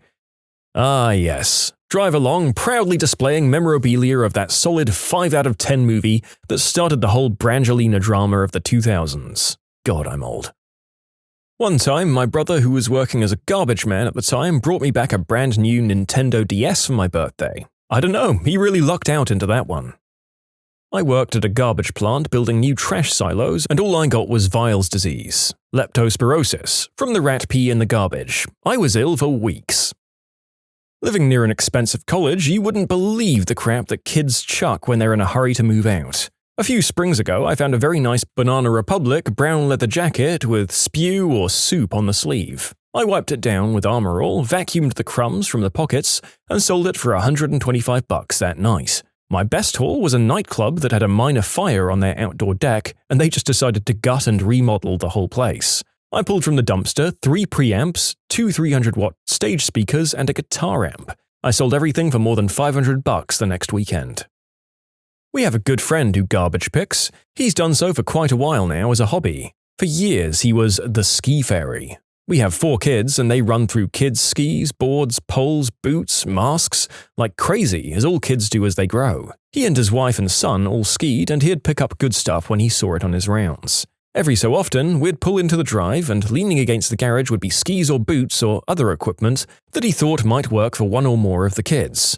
The ski fairy made a delivery. He's found lots of nice things and more valuable stuff, but still, my favorite story is his finding money. Change. Not like $6 in a drawer or box, just buckets of metal coins. $780 or so. Not mistakenly thrown out, placed with garbage. And $780 in change is heavy. No mistake of it being tossed. I guess it wasn't worth counting. Garbage men and pickup artists should swap titles, honestly. When people drop off their stuff at the municipal recycling center, they sort out stuff that looks good and sell it for cheap at a sort of thrift shop. That's how I got my Gaggia Paros coffee machine for €8. After thorough cleaning and getting new parts for another €50, it was good to go. If you buy them used, they go for around $200. Something comparable and new costs about $600. Someone dumped a 6x3 patch of drooping agapanthus on the side of the road. I managed to get that into the back of a Rhino ATV to get it home. I sawed that monstrosity into like 18 patches, most lining my yard and some potted. I was so excited, it really helps getting me started into gardening. Now I'm propagating bird of paradise, jade, and some other plants I don't know the name of. I also potted 2 ash tree seedlings for future transplants, but I might try to bonsai one. I once found a Hohner Arbor Series Telecaster electric guitar in the trash. I had someone fix it up, and it plays like a gosh darn dream. James Franco's handwritten poetry. Franco was getting his master's in fine arts at my school, where I did work-study on the garbage and recycling crew. Lots of great and hilarious finds, but that's the most memorable. 1994 Mills hand grenade that someone had thrown out. Did it work? Only once. I worked on the tractors at our local landfill sometimes. The first time I was out there, I saw an operator pull out a 50-pound bag of dog food and a pack of cupcakes out of the pile. I asked him what he could possibly want with those, and he looked at me like I was an idiot and said, "What? Something for the dog and something for me." Then he leaned up against the tracks and ate one of those cupcakes. What secrets can you spill now that an NDA has finally expired? I worked for Equifax 20-something years ago. We were doing things with your data that we were not supposed to do. I know this is going to come as a great shock to a lot of people. I worked for a company that did screen printing and engraving, and one of their biggest clients was the US military. They bought everything from China. They had a person who'd cut out the Made in China tags and replaced them with Made in the USA tags. My grandma worked for a shirt factory in the 1950s and always swore that they'd finish out the last few shirts of the large orders by sewing new labels into whatever they had available. Need 3 more mediums? Here, take the small tags out of these 3 and sew in mediums. If you're ever with an elderly loved one and they get a Medicare call, hang up. Just hang up right away. I've worked at a company in downtown Chicago this last year, and they were absolute slimeballs. All of these young agents scamming old people, promising something about this new upgrade to their insurance, when they're really just taking them off their plan. A lot of these people had Alzheimer's, and would get POAs calling in saying that we took their mother or father or aunt off a plan and now they can't get back on their plan for an entire year.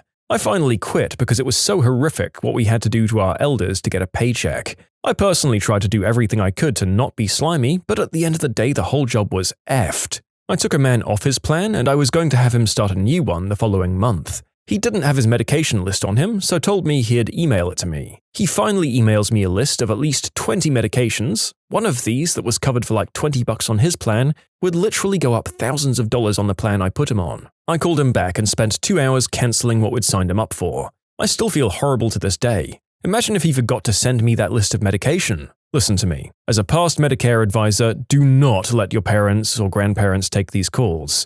Medicare Advantage plans are effed, and Medicare advisors are 20-something-year-olds who'll do anything to get them taken off their plan. In the 90s, my friend in the garment industry told me that to be considered made in China, 50% of the labor cost had to be incurred here. At the time, that was the cost of sewing in a label that said Made in Canada.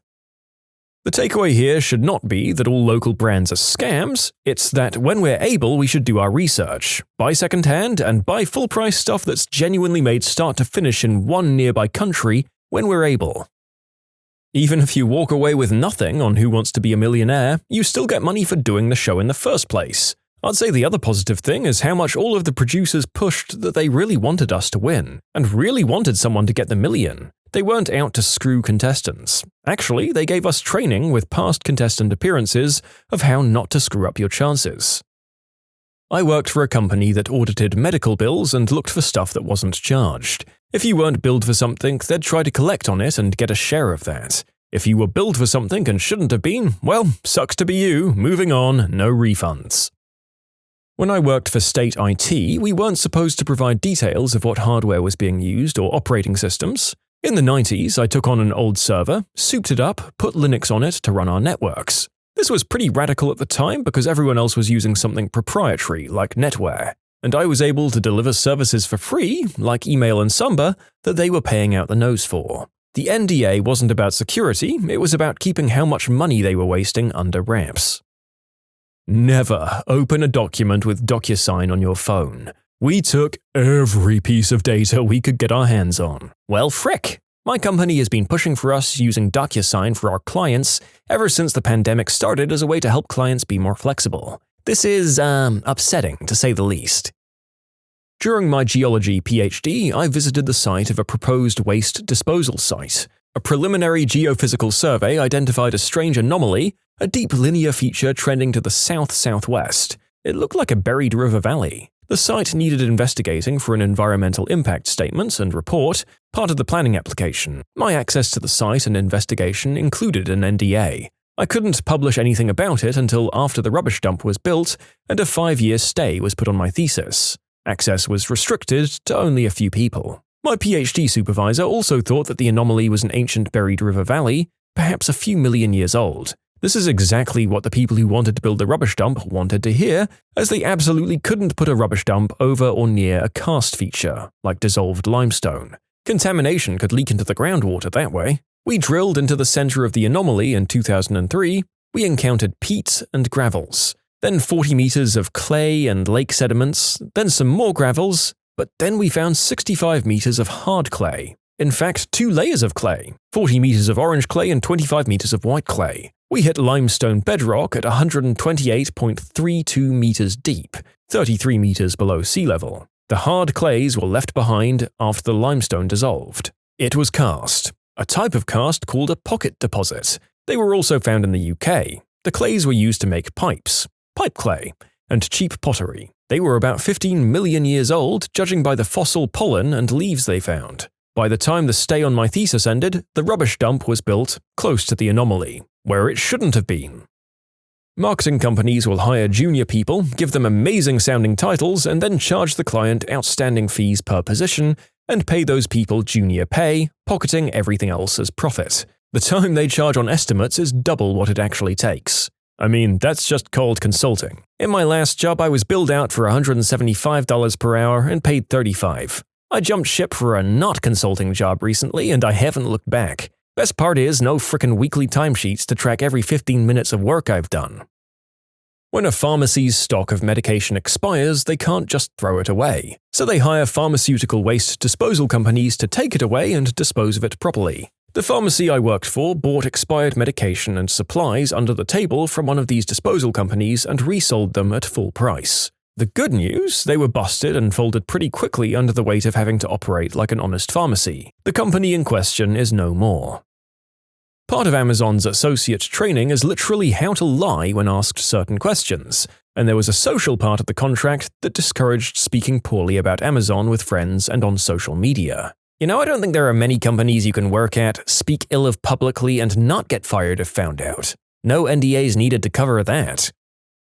Big financial houses in New York City knew about the impending crash at least 6 months before it started in 2007. I was at an investment conference when I heard the heavy hitters discussing it before going out on stage. I'll never forget the sentence, "What do we do? Go out there and tell them we're all screwed?" They then proceeded to go out there and peddle their "everything is great" bullcrap. I'd never heard the word tranche before that day. I worked for Lloyds TSB. It's an FTSE 100 UK bank in the mid-noughties. I remember chatting to our area manager a few months before the crash started. I said I was concerned about the rising level of unsustainable debt I could see building up, and I felt things were coming to a head. He told me not to buy shares in Northern Rock, which was another FTSE 100 UK bank, because he'd just been to a conference and the word on the grapevine was that they were screwed and they knew it. A few months later, Northern Rock collapsed exactly as this guy said it would. It was a massive national shock because nobody saw it coming. But they obviously did because it had been talked about for months in inner circles. Fast forward a few more months and Halifax, another huge UK bank, was teetering on the edge of collapse. The UK government stepped in and persuaded Lloyds TSB to bail it out. See, I still worked for Lloyds and was at a small work conference where our executive management did a little presentation on the impending acquisition. They told us they weren't allowed to look at the books before the purchase, so they didn't know how bad the balance sheet was, but they were still going ahead with it. There was an audible gasp from the audience because we knew it was a horrifically dangerous situation. The UK government blocked them from knowing how bad the situation was, but still made them buy it. Lo and behold, it turned out to be far worse than anyone expected, and the UK government had to bail out the now vast combined Lloyds and Halifax as it was drowning in its newly inherited bad debt. A total crap show. So maybe it wasn't quite as much of an unexpected disaster to the majority as the movie The Big Short makes it out to be. God damn, the fact that governments were wrecking themselves to protect who? A bunch of rich CEOs? Still makes me furious. I was working at a hospital as an intern. There was a woman who had a brain tumor a while ago. She got in for a checkup, 6 months pregnant and having depression. The doctor thought he found a new tumor, so she had another brain operation. But there was no tumor, and they cut her head open for nothing. And after she woke up, they didn't tell her this. Instead, they acted like they removed it successfully.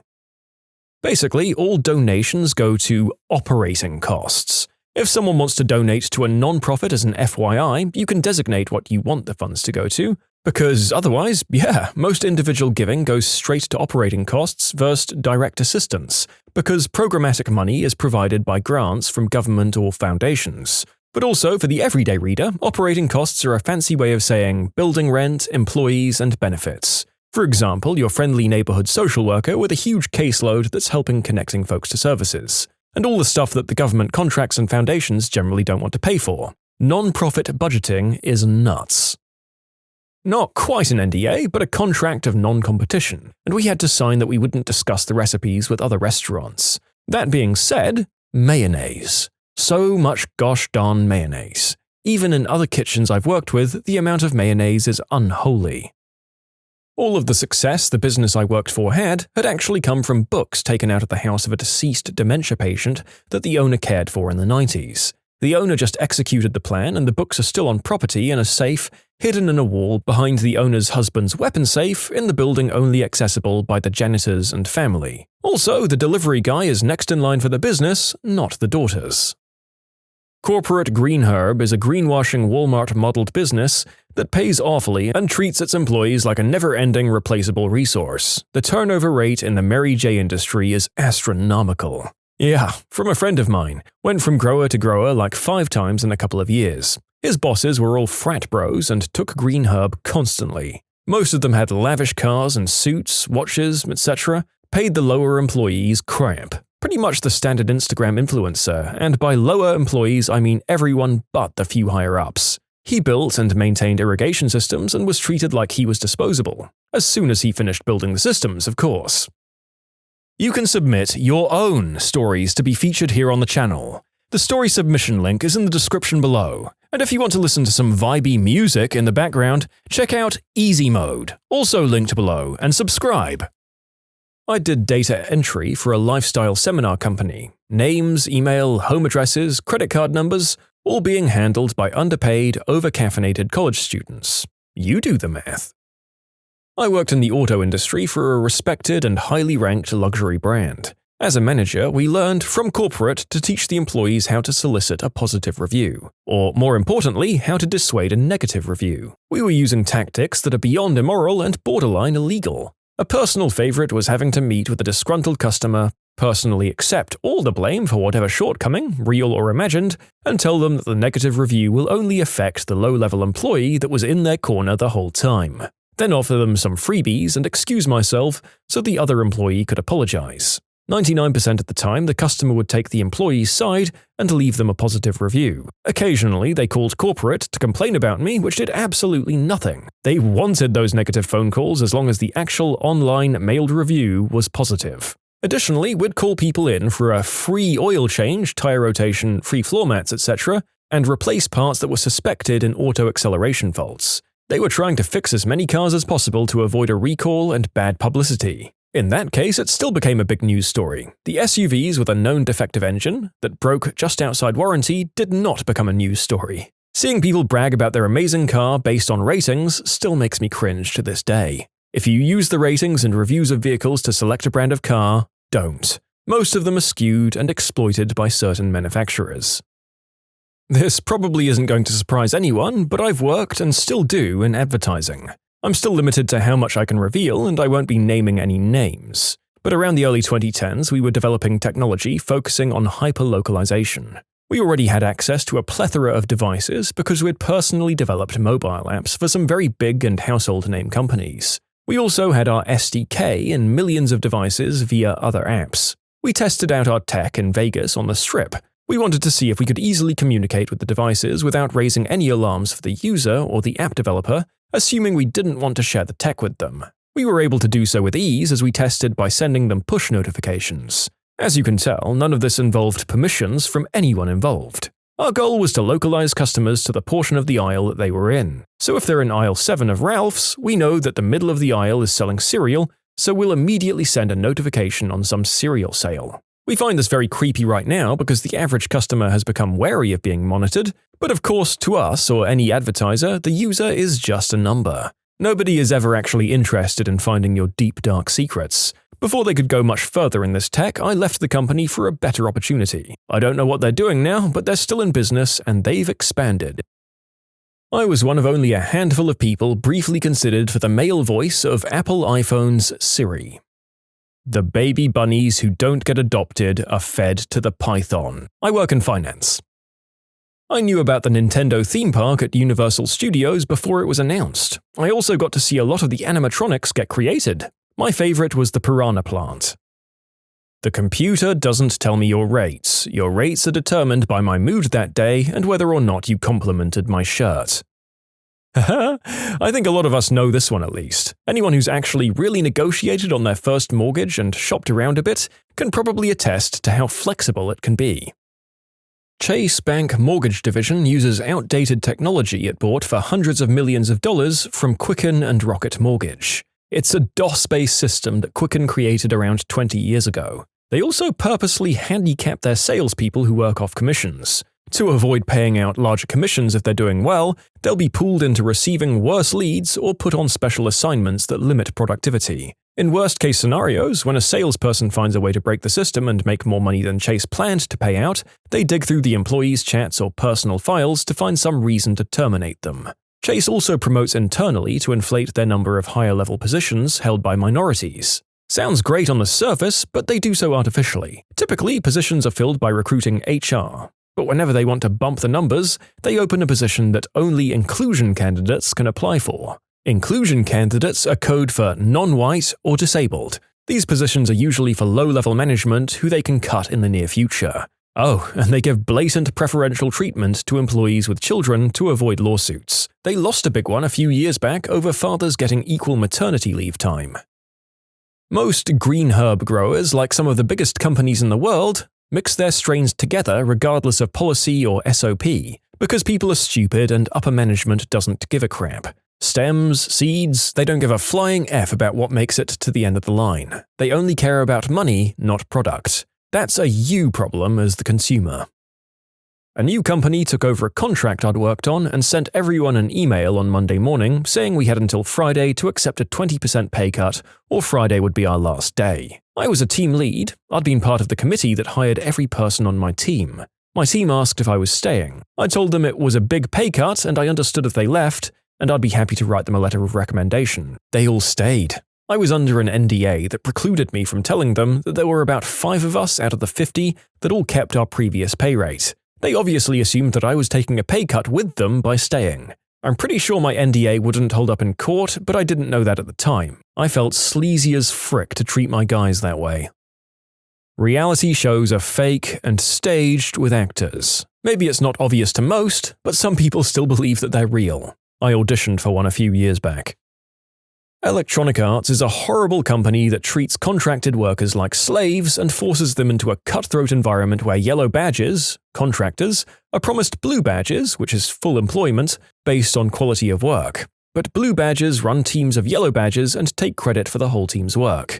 I worked as a QA tester on The Sims 4, and I can't tell you the amount of times that I was told not to submit a report, only to see the same issue I'd found submitted by my team lead as the source. I made $8.50 an hour and worked Monday to Saturday, while team leads worked Monday to Friday, made double, and were offered health benefits, retirement, and paid time off. Bullcrap system, and I'm glad I got fired for a bullcrap made-up reason. The girl who sat next to me filed the claim that I, quote, creeped her out, despite the fact that I never said more than good morning and see you tomorrow to her. Like I said, cutthroat environment. Last I heard, she was made a team lead shortly after I left.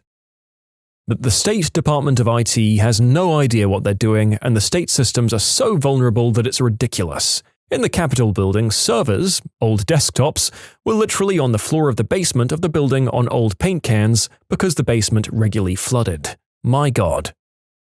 I worked on The Walking Dead during college. I saw a ton of main and side characters die in my few seasons that I worked on. They made us sign NDAs every day we worked on set. Big companies that have life insurance as a benefit of employment is a total racket. What they'll do, for example, is tell you that they have a $10K policy for you should you pass. What they don't tell you is it's actually more, and if you were to die, they'd just keep the extra amount of dollars more than the $10K they told you about. This might be more well-known nowadays than before, but I just try to get out this info as much as possible. I boxed up the first batch of Nokia Lumia smartphones. They were delivered in a blacked-out van with a convoy. All of the work our company did was supervised by armed guards. I was part of the crew that sent out letters to BP stockholders when the oil spill in the Gulf of Mexico happened. The pages were printed with a very interesting method that imprinted the text onto the page, but left the rest of the toner semi-bonded. So the page came out completely blank off the printer, straight into an envelope with a special label that was printed out similarly. They were collected by a different blacked-out van. I saw all the specs and diagrams 2010 for the 2014 release of the Land Rover Discover and Range Rover Sport, including detailed engine breakdowns. I still have the book somewhere, as well as like 5 or 6 4GB USB brackets that were packaged with them. I can't remember the name of the gallery, but there was a fun set of prints that only 100 or so were sold. The one that sticks with me was a lady lying undressed with what looked like bolognese on her, topped with a raw egg. The print set sold for like £10,000 a pop, and I had a set just chilling in a box. Something like 3,000 sets were printed and only the best ones went out. Working for a printing company was pretty good sometimes. That video game that was terrible on release? It was terrible in beta and alpha, and we weren't allowed to warn you. Used to work for a spare parts manufacturing company, we were instructed to call the competitors from untraceable phones, faking as customers, to know their prices and specifications and then obviously never follow up. Not a flood forecaster, but I did weather stuff for government and saw the potential for a massive flood that the flood forecasters were completely ignoring. My supervisor called them into a meeting, we showed them the data, and they were so clueless that they didn't even know which watershed would potentially be affected. I literally had to make a custom map that explained it in black and white. Once reality dawned on them, they got real quiet, left the room. A major flood forecast was issued something like 2 days later. Ended up costing the taxpayers over $500 million, made worse because they weren't prepared. A flood review was later done. My help was never acknowledged. They blamed bad data and a lack of staff for not being prepared. They got a crapload of money and staff and never talked to me again. I didn't have an NDA, I'm just never supposed to discuss it, but screw that. I worked for a publicly traded company in the late 2000s. They had one PC running Windows 95 and Access 97. That was a very important database. Without it, the company couldn't run its monthly and quarterly accounting procedures. The head of IT didn't know how to upgrade the database. That company's long gone. When did you realize, oh crap, I'm in a cult? When I was stationed on Okinawa, late 90s, I went to this church that seemed to be the pretty generic Christian church, but they met in a small room above a store. I didn't think too much about that until I got a new pastor. They owned a house in town and always invited everyone over for some cookouts and Bible study. The new pastor was actively encouraging the enlisted service members to move into the house and get the housing allowance to support the house. Then he wanted to see our LES, which are like our military pay stubs, to ensure you were supporting the church enough. I think the final straw was when they started taking attendance for their 7 days. And yeah, you were expected to attend some church things 7 days a week. With a level of shame for anyone who didn't make it to everything. I didn't tell them I wasn't going anymore, I just stopped showing up. They knew where my barracks room was and they sent soul savers to take me back to the church. The last time they talked to me, they again went with the shame route that no other church would get me into heaven, and I told them I think they proved I made the right decision. I googled my cult's name for the first time, which I thought was just the name of the church, and I saw many articles about how the leader was charged for a lot of cases of the unspeakable act. I showed my fellow cult members and they told me, the leader said that all those articles are lying and we shouldn't believe them. I reflected some more and realized that weekday services at 4 a.m. and Sunday services that last 7 hours were absolutely not the norm. I grew up in mine and I kind of always knew. There wasn't an oh crap moment, it was more like a I've had enough of this moment. For me, it was when one of my elders told me I should try and figure out why God was punishing me by giving me cancer. F you, Kevin. For your sake, let's hope we never cross paths again. When the leader wanted to split up all the marriages and take the wives for himself, and when he wanted to give the husbands of those wives different women to be with. Basically sharing the women, except nobody had a say in who they were to be with. Many were deeply unhappy and pained by this, but they had to submit to the Holy Spirit, as they'd say, and do what they were told. I was a teen at the time my family and I left this cult, so thankfully I wasn't pawned off on some random guy. When I told my parents that I wanted to cut my hair for the first time at 16 and they made me sign a contract claiming all responsibility for any disease or other misfortune that God would rain upon me for it. Well, there's going to be a lot more deeply disturbing and upsetting stuff in this group, so I wanted to focus on one of the funnier ones. So these people really took the Samsonian story to heart, huh? Can't cut your hair or your hale and hearty body will lose its strength. Wild. The CEDU boarding schools were founded by a high-ranking Synanon member named Mel Wasserman. If you guys don't know what Synanon is, it's a wild story of substance and alcohol treatment organizations that devolved into a criminal cult. There's about a dozen of these schools, and although CEDU or CEDU has long since shut down, the schools are still open. They kept all of the teachings of Synanon but dumbed them down for kids. Every few months, we'd go through a workshop called Profeets, where they'd do weird frickin' things like make one person sit on a mattress in the middle of the room and have the rest of us pretend like it was a life raft, and you have to scream out all the reasons you have to live and beg for your life. Staff would walk around going, you live, you die, you live, pretty much all down to favoritism. If you get picked, you get on the life raft. If you don't, you drown. Which was a bit touchy for me because my older brother had just died from drowning less than 3 years earlier. But I had to act it out regardless, otherwise I'd fail the profit and be pushed back, and then I'd be there for another 3 months until the next one rolls around. Also, sleep deprivation was a key part. The last workshop was 7 days, and the whole time you were told you had to refer to yourself as me. I don't know how to explain this, but pretty much if you told a staff member that you didn't want to do something, they'd be like, that's right, I doesn't want to do this, but your me does. This was right before they dropped you off at a mall. Keep in mind we were all kids who lived in the middle of nowhere in Idaho, who may have been away from the world for almost 3 years, and then you had to 1. Buy someone food, 2. Get someone's address, and 3. Talk to someone of the opposite gender, and some other crap. But you couldn't tell other people why you were doing it. Think about that the next time you were in a mall, if anyone even goes to malls anymore. You'd have to approach random strangers and do that after being shut away for almost 3 years. When you graduate that profit at the summit, the whole school, about 60 kids at one time, gathered in the main room in the house. They play The Rose by Bette Midler of all fricking songs, and the kids walk one by one with a rose and walk through the crowd and touch their hands and cry and, Jesus Christ, what the frick?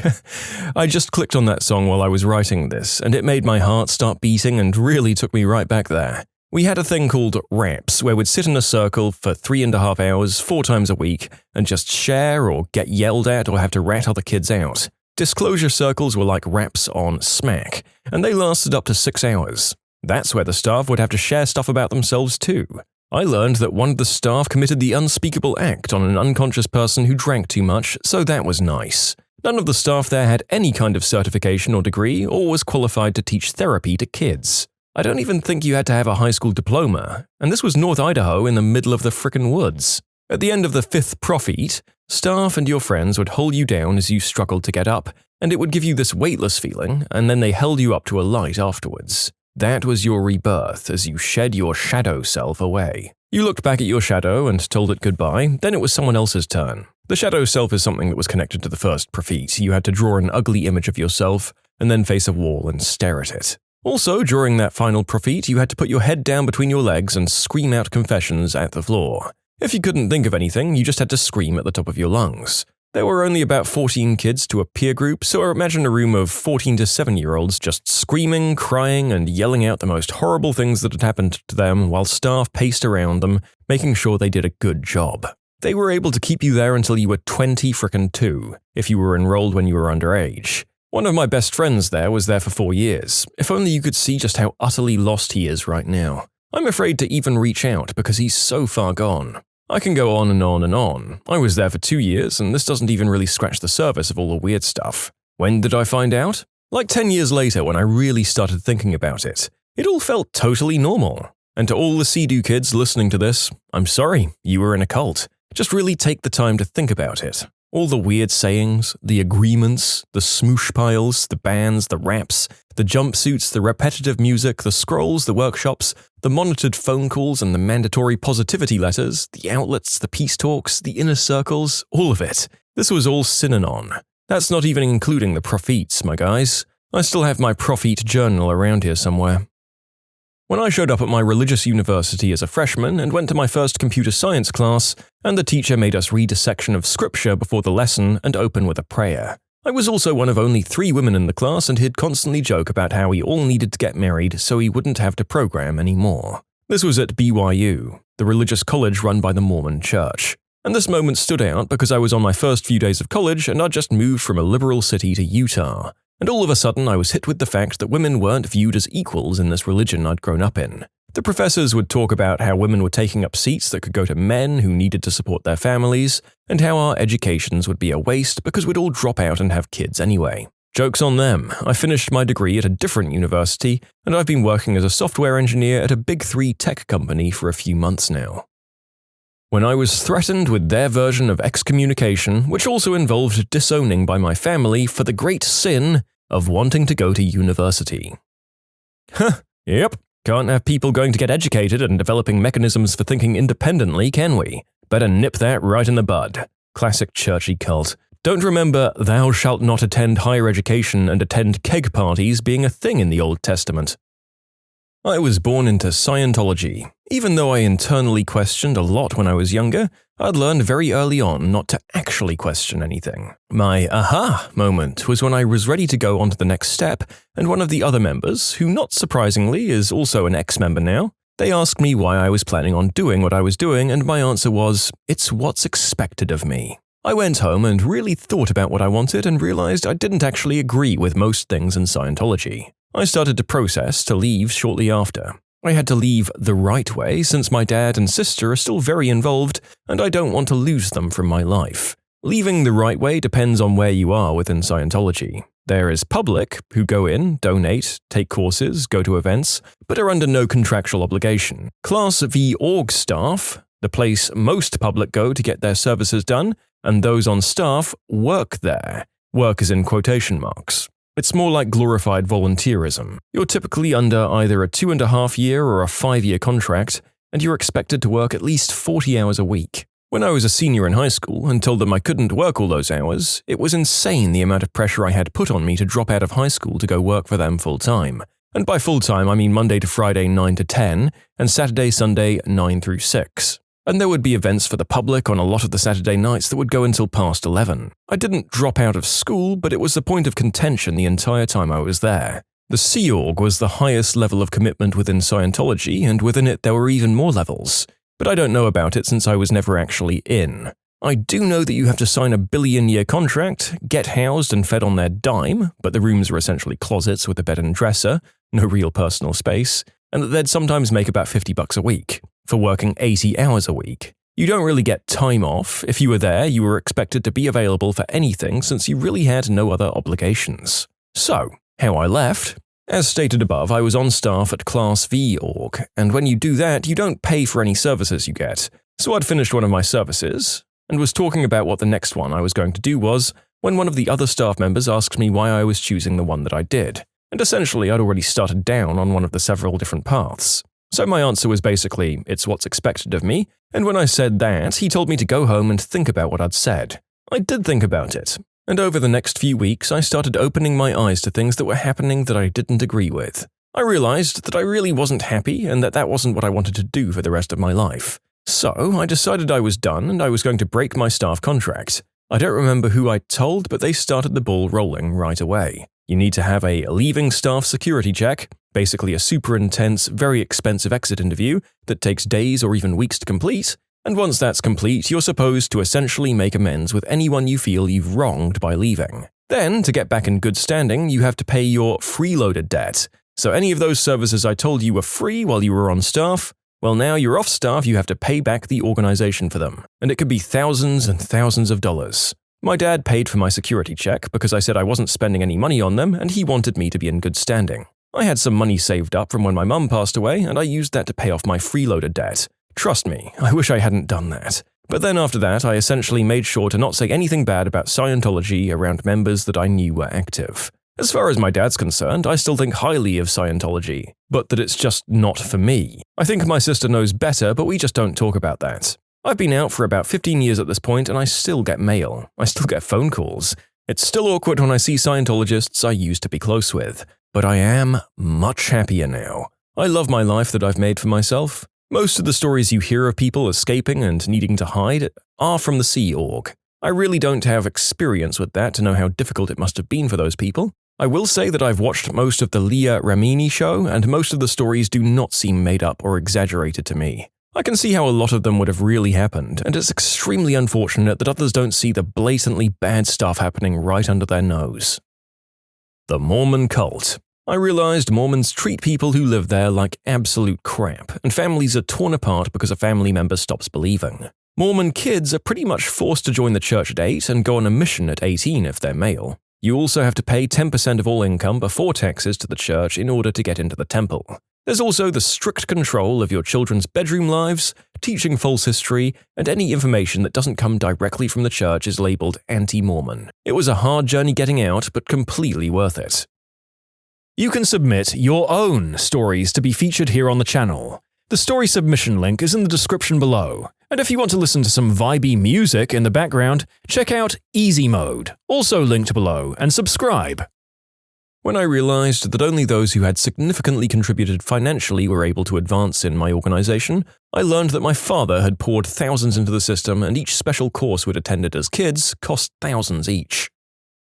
Honestly, I don't know if this was a cult or not, but a friend of mine has been vague about her religion, Arissa, and the way her parents treat her, and the way she acts, it seems like she's in a cult. She's luckily come to the realization that her religion may be a bit troublesome, and the second she can move out, she will. According to her, Arissa is a rare religion, and even Googling it won't give you much. She's tried. It's also the name of a state in India. A lot of people here are thinking it might be the religion of Arisha. However, both her and her parents are Indian, and Arisha doesn't seem to originate in India. So I find it a bit unlikely that this is it, and I'll take it with a grain of salt, but I won't rule it out. Well, as a Mormon, we had many culty things, but probably the biggest red flag to me was the fact that I wasn't allowed to do any research on the religion unless it was from pre-approved sources. Oof, this is weird, because I've known Mormons from other countries that actually seemed like very fine people who weren't prone to such rigid oppression, and I have no idea whether that means the more culty aspects are absent outside the main US community, or whether they're just very good at hiding it. Let me know in the comments. The South Korean cult. I attended, but thankfully didn't join in the end. I'd just moved to Korea at 18 years old and didn't really know anyone. I was just starting to learn Korean, conversational but still low level, and I didn't really have a lot of friends yet. Someone invited me to go to church with them, and they were really nice, and I wanted to meet people. I had a lot of fun at that church. The people would take me out to eat, help me with Korean, and even help me with my homework and test prep. It was 100% the nicest church I've ever visited, and I felt like I had a place to fit in now. This is how they suck people in. Also, there was this female pastor who was super hot and would sometimes let people, always younger men, stay with her if they needed a place. I always wondered if this was an intentional tactic to try to lure more young men in, because this specific church, one location of many, seemed to only go after men. Eventually, they started pressuring me to make myself unhealthy, saying there was a balance between physical and spiritual strength. I love bodybuilding, so me being physically strong was an issue. They were pressuring me to lose muscle and try to make myself sick if possible, to make my body a bit weaker. They said if I didn't, my soul would grow restless and crawl out of my mouth while I was asleep. I repeatedly said I wasn't interested, but I wanted to continue attending the church. This was not acceptable at all. They strongly pressured me to start making myself ill. I stopped going to the church and they waited outside of my school for me and followed me around for what seemed like a couple of months. They knew my class schedule and were always outside trying to talk to me. Eventually, in the end, they backed off and I never heard from them again. Another guy from the church also got creeped out and left, and we're still good friends to this day. I always kind of knew, but it really clicked for me when I was 15. My friend, also 15, had recently gotten knocked up by someone else in our youth program and had gone to a clinic. Told no one. Within a week, she and her entire family were ousted from the church, and they railed on her and her sins for a month. I think that's the moment I knew I was done. My grandpa, who wasn't in the church, also used to tell me they were on an FBI watch list as a hate group. I don't know the validity of that, but I wouldn't say it was unwarranted. I think it took about 8 months after I was excommunicated for being a victim of the unspeakable act, and then not going through with the forced marriage to fix everything.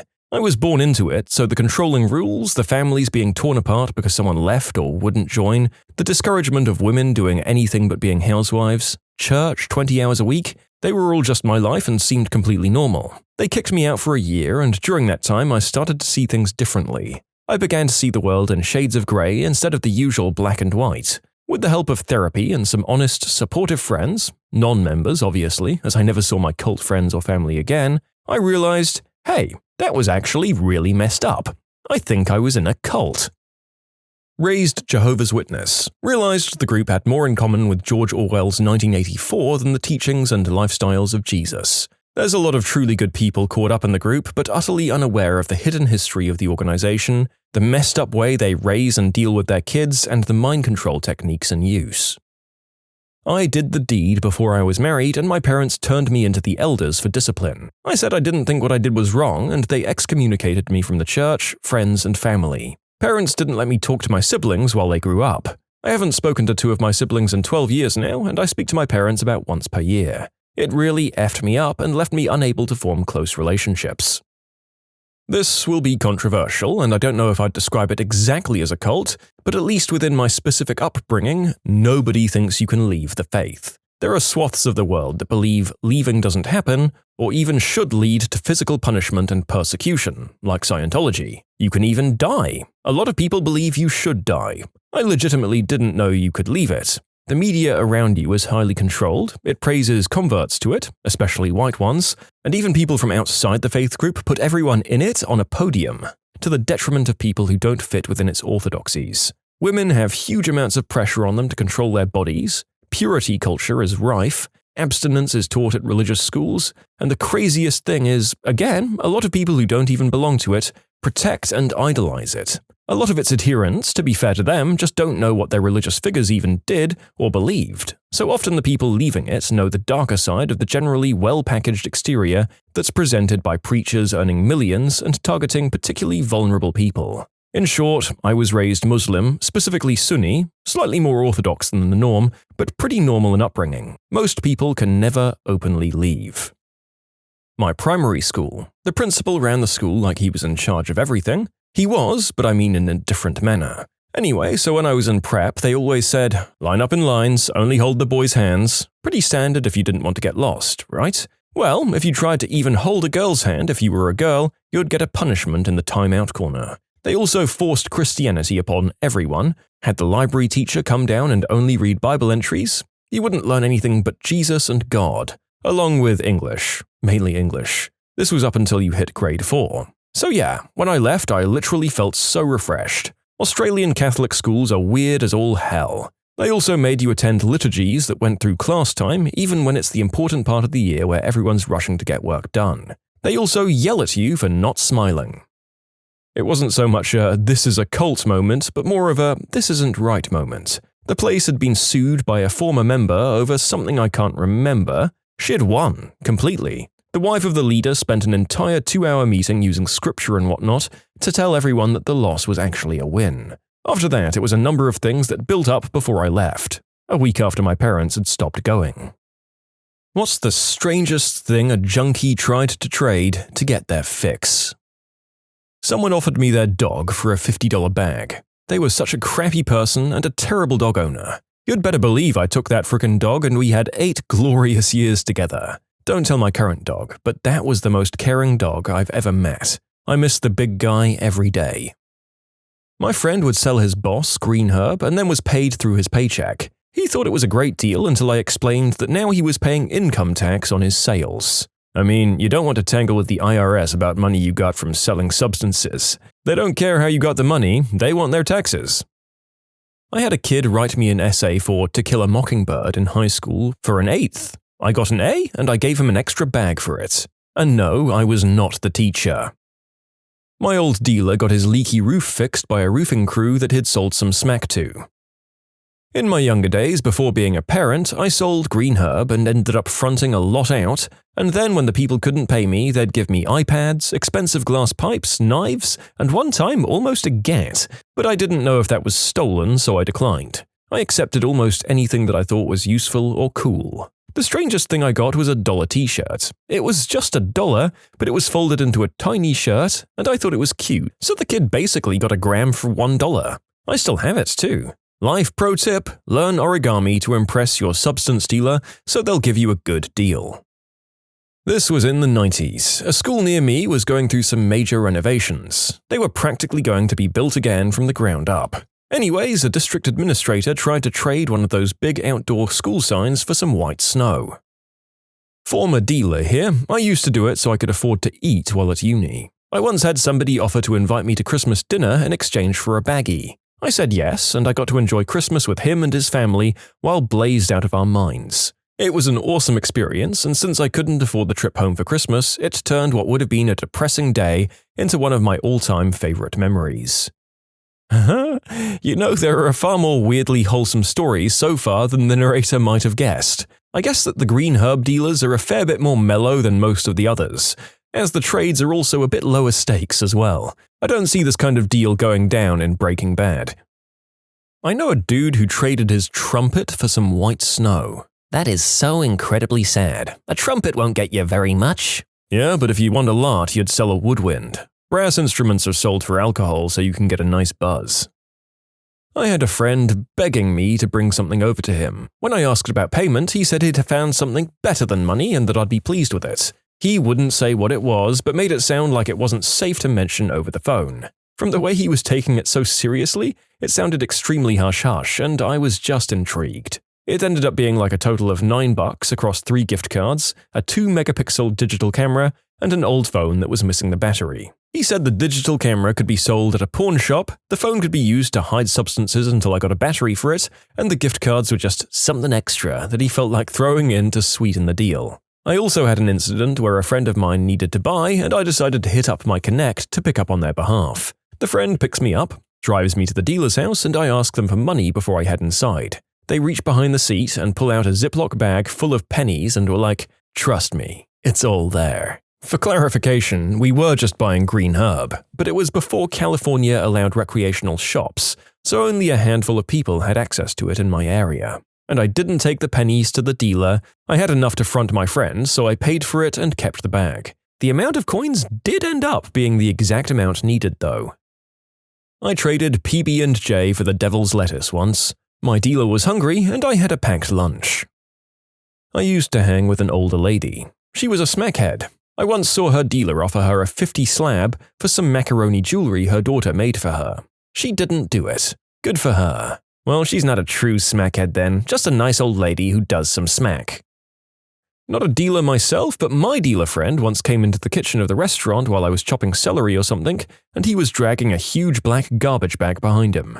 He'd already been to prison once and just got back out apparently. I said, "George, is that a frickin' body?" He goes, "Frick yeah, it is." I gripped the knife a little tighter at that point and looked for the exit. He pulled the garbage bag back and he had 3 huge Alaskan salmon in there. Some guy didn't have enough cash, so he'd paid him in salmon. I gutted them, cleaned them, and George paid me in salmon. It was good salmon. A friend of mine used to sling various substances while he was in college, mostly Mary J and hallucinogenic fungi, but he dabbled in selling the harder stuff here and there. He said some guy offered to live with him as a personal down-under kiss distributor for a week in exchange for some exorbitant amount of white snow. Something like 2 ounces for being an on-tap eggplant servicing machine for a week. My friend didn't even have that much white snow at the time. The most he ever had at a single time was like 20 grams, and he only sold it when he came across it for a stupid cheap price and during spring break when all of the hardcore college partiers were going on spring or summer break. He turned down this wannabe employees kind offer. Smackheads be like, yeah, I got a washing machine door. When I was in middle school, someone stole their grandpa's World War II souvenirs to trade for Mary J. A friend of mine traded him $30 worth of wacky tobacco for a 1941 Third Reich youth dagger recovered from one of his grandpa's kills. The strangest? I've been offered down-under kisses by both genders, every gift card you can imagine, an iguana, pizza, Jimmy John's, $100 bar tab, computers, and iPads. I guess it's not that strange, but I feel like I should say I've never accepted any bedroom favors or iguanas. How much for the bag? I'd say it's about 1 iguana. Back in the 90s, when I was selling a lot of crystal and molly at raves, I had one guy offer me a gold wedding band for a baggie. I took it and noticed some Cyrillic writing on the inside. I took it to a pawn shop I knew that had a Russian owner, and he told me it was from a family in Russia that was very connected to the royal family that was murdered during the revolution. I knew the kid and his parents, and I knew that he'd stolen it from his mother, who was a child of refugees from the revolution, so I just stuck it in an envelope and mailed it back to them. In college, I had a buddy whose house we'd always hang out at. He sold all sorts of stuff. The best offer he ever got was from this 50-year-old lifelong junkie woman. She was a landscaper in her better days, and once she ran out of money, she started offering my friend plants. He rolled with it, and a few months later he had a beautiful garden in his backyard. She even dug a pond and made a koi pond for him. Pretty good deal for both parties involved, and a win for us friends too, because we got to chill and smoke in an awesome backyard. I'm not a dealer or user anymore, but someone offered to trade a box of used children's clothes, a laptop charger, and a single Nike shoe. So whatever was sitting in the car, they just broke into, I guess. A punch card to a local sandwich shop that had 9 punches and just needed 1 more for a free sub. In a darker period in my life, someone once offered to sign the title of their car over to me for a week. I had people wanting to give me gift cards for half its value. People offering to buy me things from Amazon for half. Coin collectors, jewelry that a magnet wouldn't stick to, used tires and rims, lottery tickets, their girlfriends for one night, but my favorite was a promissory note. Screw all of that. I'm so happy I'm clean now. I don't have to live like that anymore. Coin collections? Man, this is such a sore spot for me. Relatives have stolen almost all of my collectible currency and coins for smack over the years. Like, I want to ask them, hey, jerks, what did the 1926 Mercury dime my grandpa gave me buy ya? Oof. I mean, some coins can be worth thousands, right? That sucks. I'd say we're like 50-50 here on the offers being way too generous for what they were getting and half being complete garbage. The one that sticks out to me so far, though, was that Nike shoe. That was a missed opportunity.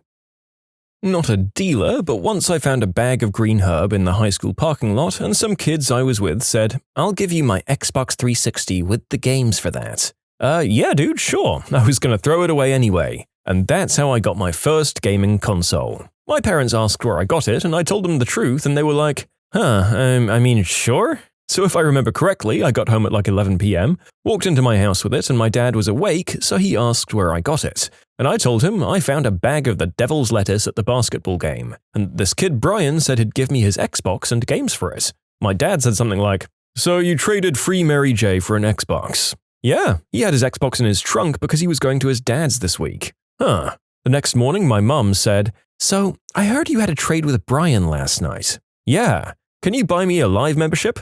Well, what do Brian's parents think of this? His new stepdad buys him one every month. Really? Yeah. Also, the bag was about 2 grams. I dealt small amounts of various substances in addition to tending bar while in college. One of the Mexican kitchen guys wanted a bunch of Molly at about $350, and I obtained it for him. When it came time to pay up, he said he only had about $100, but he'd get the rest to me in a week or so. I was having a Super Bowl party that I'd invited everyone to, and a few days later he asks if he could work off the balance by catering the event. I agreed and assumed he'd flake, but homeboy showed up 30 minutes early with some of the most fire Tex-Mex food imaginable. Trays upon trays of everything you could think of. It was unreal and probably cost him more than he owed me. It was a big reason we served Tex-Mex at my wedding, because I knew a guy who could throw down. His catering company did a great job that day, but he did an even better job as one of my groomsmen. You can submit your own stories to be featured here on the channel. The story submission link is in the description below. And if you want to listen to some vibey music in the background, check out easymode, also linked below, and subscribe. I traded a textbook from class I took to my dealer for green herb when I was in college. He was going to be taking the class next semester, so it was a win-win for both of us. I once traded a crap ton of Adderall for a GTX 1070 graphics card. Former: bags of cans, bedroom favors, stolen RX, electronics, bikes, car parts, trendy toys, stuff like that. The weirdest thing I ever actually took in a trade? Adult movies. Substances are bad, kids. I had someone else's food stamp card for about a year and a half. I got $120 each month, which I'd usually spend on steak and seafood. He got a 1/4 ounce Mary J. I was happy with the arrangement. My friend in high school got expelled but kept coming back to deliver the devil's lettuce. He was never stopped because teachers were his clients. He ended up doing the deed with one of the student teachers for a bag. Only reason I know is that she came over while we were playing Tony Hawk and not so sneakily did their thing while I waited in the kitchen. High school was weird, man. I had a neighbor who dealt devil's lettuce and probably other harder things, but I don't know. He was a weird guy, not a bad person, but definitely not the sharpest knife in the drawer. He accumulated a lot of random stuff because people were always offering him it in trade. The big ones were mostly electronics, like a nice TV and consoles, but random things too, like paintings and tools and furniture. His house looked a little like a really nice resale shop before his girlfriend put her foot down. Last I heard, he got arrested for felony possession while out drinking. When I was in university, I was always surprised at the number of girls who'd give you a down-under kiss or go even further for a dub sack, which is $20 worth. Ex-user here. My dealer would only give me the stuff if I gave him my blades and allowed him to check for any cuts. I was in a seriously dark time and he helped me in a lot of ways. Eventually, once I started to get better, he refused to sell me any stuff, and also made it clear to his friend dealers that I was blacklisted. One of the main reasons I turned my life around. Not a dealer of that kind of plant, but a guy tried to pay me for fixing his computer with tomatoes. Might not sound that weird, but the bill was $120, which I think would have worked out to several hundred tomatoes. My little brother and I would walk our green tomatoes that fell off the plants over to the local pizza place. They used it for sauce, or sometimes would bring eggplant or zucchini, and they'd give us a pizza to take home.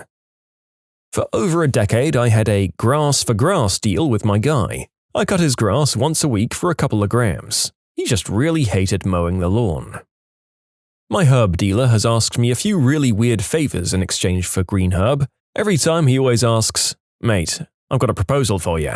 He asked me if I had any duty-free tobacco that I could give him in exchange for his wacky tobacco, because he thinks UK tobacco duty is too high and he refuses to pay it. He's asked me if I had any alcohol I'd exchange for devil's lettuce after the shops stopped selling at 10. I actually did this and got a cigarette's worth for a shot of amaretto. I gave him a lift in my car around the corner from his house to pick up some Valium, and he gave me a gram of Mary J. He's totally harmless though. He's a good guy and sometimes he has quite good chat, so I don't mind doing it. It's weird because these requests are always like at midnight until about 2 in the morning. Probably worth mentioning as well, after I swapped him for a shot of amaretto for the cigarette's worth, he messaged me on Facebook about 2.5 hours later, asking me if I had any cocadamol I'd swap him for his herbal medley. Unfortunately, I was in my bed, so I couldn't, or I would have done it.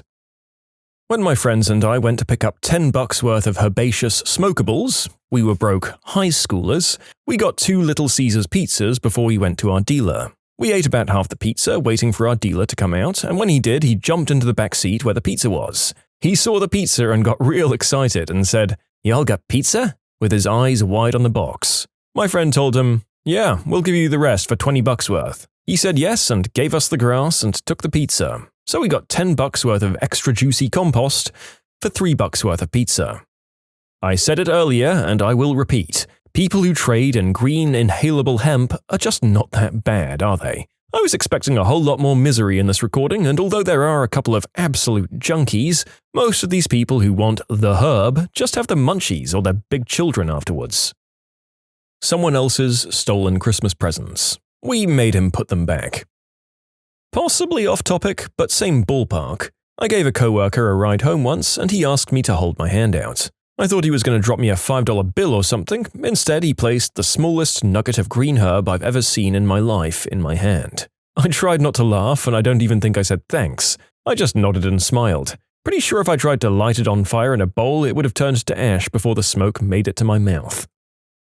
A cat for 3 Xanax bars. The cat was covered in fleas and super young. I took the deal because I felt bad for the cat, and I wouldn't trade this cat for $1 million. We've had 4 amazing years together. He's pulled babes for me, he acts like a dog, sleeps on his back and follows me around the house. Best deal ever. I love my kitty. A herb grinder and a DVD of Nightmare on Elm Street. Once I gave a guy the rest of my green herb for a really sweet magic card. It was Hate Flayer. That's still my favorite card. I sold Ritalin. Disregarding the 6th commandment for dealers, I took IOUs, and my friend paid me $3 of the $5 he owed me in penny rolls. Had a guy who'd pay me in turtles, like those miniature red slider turtles you get at fairs and carnivals. The first time I was cool with it. He knew I loved reptiles and I'd wanted a new pet ever since my bearded dragon died. Rest in peace, Shlomo. Anyway, this guy would sometimes pay me actual money, but every once in a while he'd claim he really needed a dime or something small, but didn't have the money, so he'd opt to pay me in turtles instead. Now, by all means, I love animals, but I am running a business here. I can't feed myself with turtles, they're too small to even eat if I wanted to. But strangely enough, I've accepted the payments. 3 months later and this guy is buying in bulk, which is great for me, because holding less equals more money. But this frickin' guy was matching what he was buying in turtle weight. After the first couple of times, I got kinda scared because I thought, where the frick is this man getting these turtles? Mind you, I am from the Northeast, we aren't really known for our reptile population. So here I am accepting turtle over fist, trying to save each of these turtles because I suspect that the guy is somehow acquiring these animals through illegal methods. Long story short, the guy got arrested on exotic animal charges and did 10 to 25 years in state maximum. I thought I was the criminal, but this frickin' dude was the kingpin of reptiles. Unbelievable. I have a pretty ideal symbiotic arrangement with my main supplier. Buddy likes to garden, eat fish, and drink beer. I like to brew beer, catch fish, and smoke bud. Rigged up a little shed with ventilation that directs CO2 from fermentation into his greenhouse. Spent grain from the brews and waste from the fish is used for compost. No money changes hands, rewards reaped by all. I used to sell herbal refreshments in college. Nothing major. I had about 12 clients, but the money was good enough that I never had to buy my own stuff, so it worked out. One day I came home from my comprehensive exams in sociology. It was the only time where I didn't know if I'd passed or failed the test. I was stressed, to say the least. So I twisted up a J, and boom, the munchies hit me like crazy. Like, I need food. There's a knock at my door. Some chemical engineering guy brought me a frickin' vat of chili. Like it was at least 10 gallons we're talking. All he wanted was an eighth, which was $35. I gave him that, and the chili was so good that I tracked him down and gave him another. I once traded someone a single-strength Tylenol for their baggie of white snow. I guess their hangover really felt that bad, but it's still an anecdote I tell because who the frick does that? Actually, she asked me for Tylenol, but all I had was a single generic ibuprofen, which she didn't even look at. She just threw it back as soon as it touched her hand and put the baggie in my hands, and that was that. I had a good time on it, and that was the only time I ever bought fun dust. I was at Marley Fest in Austin, Texas, a reggae festival where people smoke the good stuff openly and some of them sell. So I was waiting in line, which was kind of long, waiting for lemonade. I guess everyone had cotton mouth. While waiting, this visibly intoxicated man said to the gentleman standing in front of me, "Bro, if you buy me a lemonade, I'll give you a hit of A." With such an offer, I assumed they knew each other. The guy in front of me declines the offer, and the offering guy, without missing a beat, extends his offer to anyone else in the line. "If anyone buys me a lemonade, I'll give you a hit of this." My assumption of the two guys knowing each other vanished in an instant, and it became clear this guy was actually really tripping and really, really thirsty. My dealer hooks me up with enough green herb until I get back on my feet if I show up with produce from the farmer's market that happens on Sundays near my house. He's a hippie vegan and loves making fresh squeezed juice, but works on the days the farmer's market is on. I love going to the farmer's market. I love trading carrots, oranges, and beets for ganja. I love rolling one while I wait for my dealer to make me a frickin' freshly squeezed juice. Win, win, win. The stuff is legal in California, but until a dispensary offers fresh squeezed juice and J while they get me my stuff, I'll stay loyal to my bud and my buddy. When you subscribe, make sure to hit the bell to turn on notifications. Put the playlist on in the background to finish listening to all the stories, or if you want some vibey music to put on in the background, check out easymode. If you like Am I the Genius, give Am I the Jerk a shot. Everything linked in the description.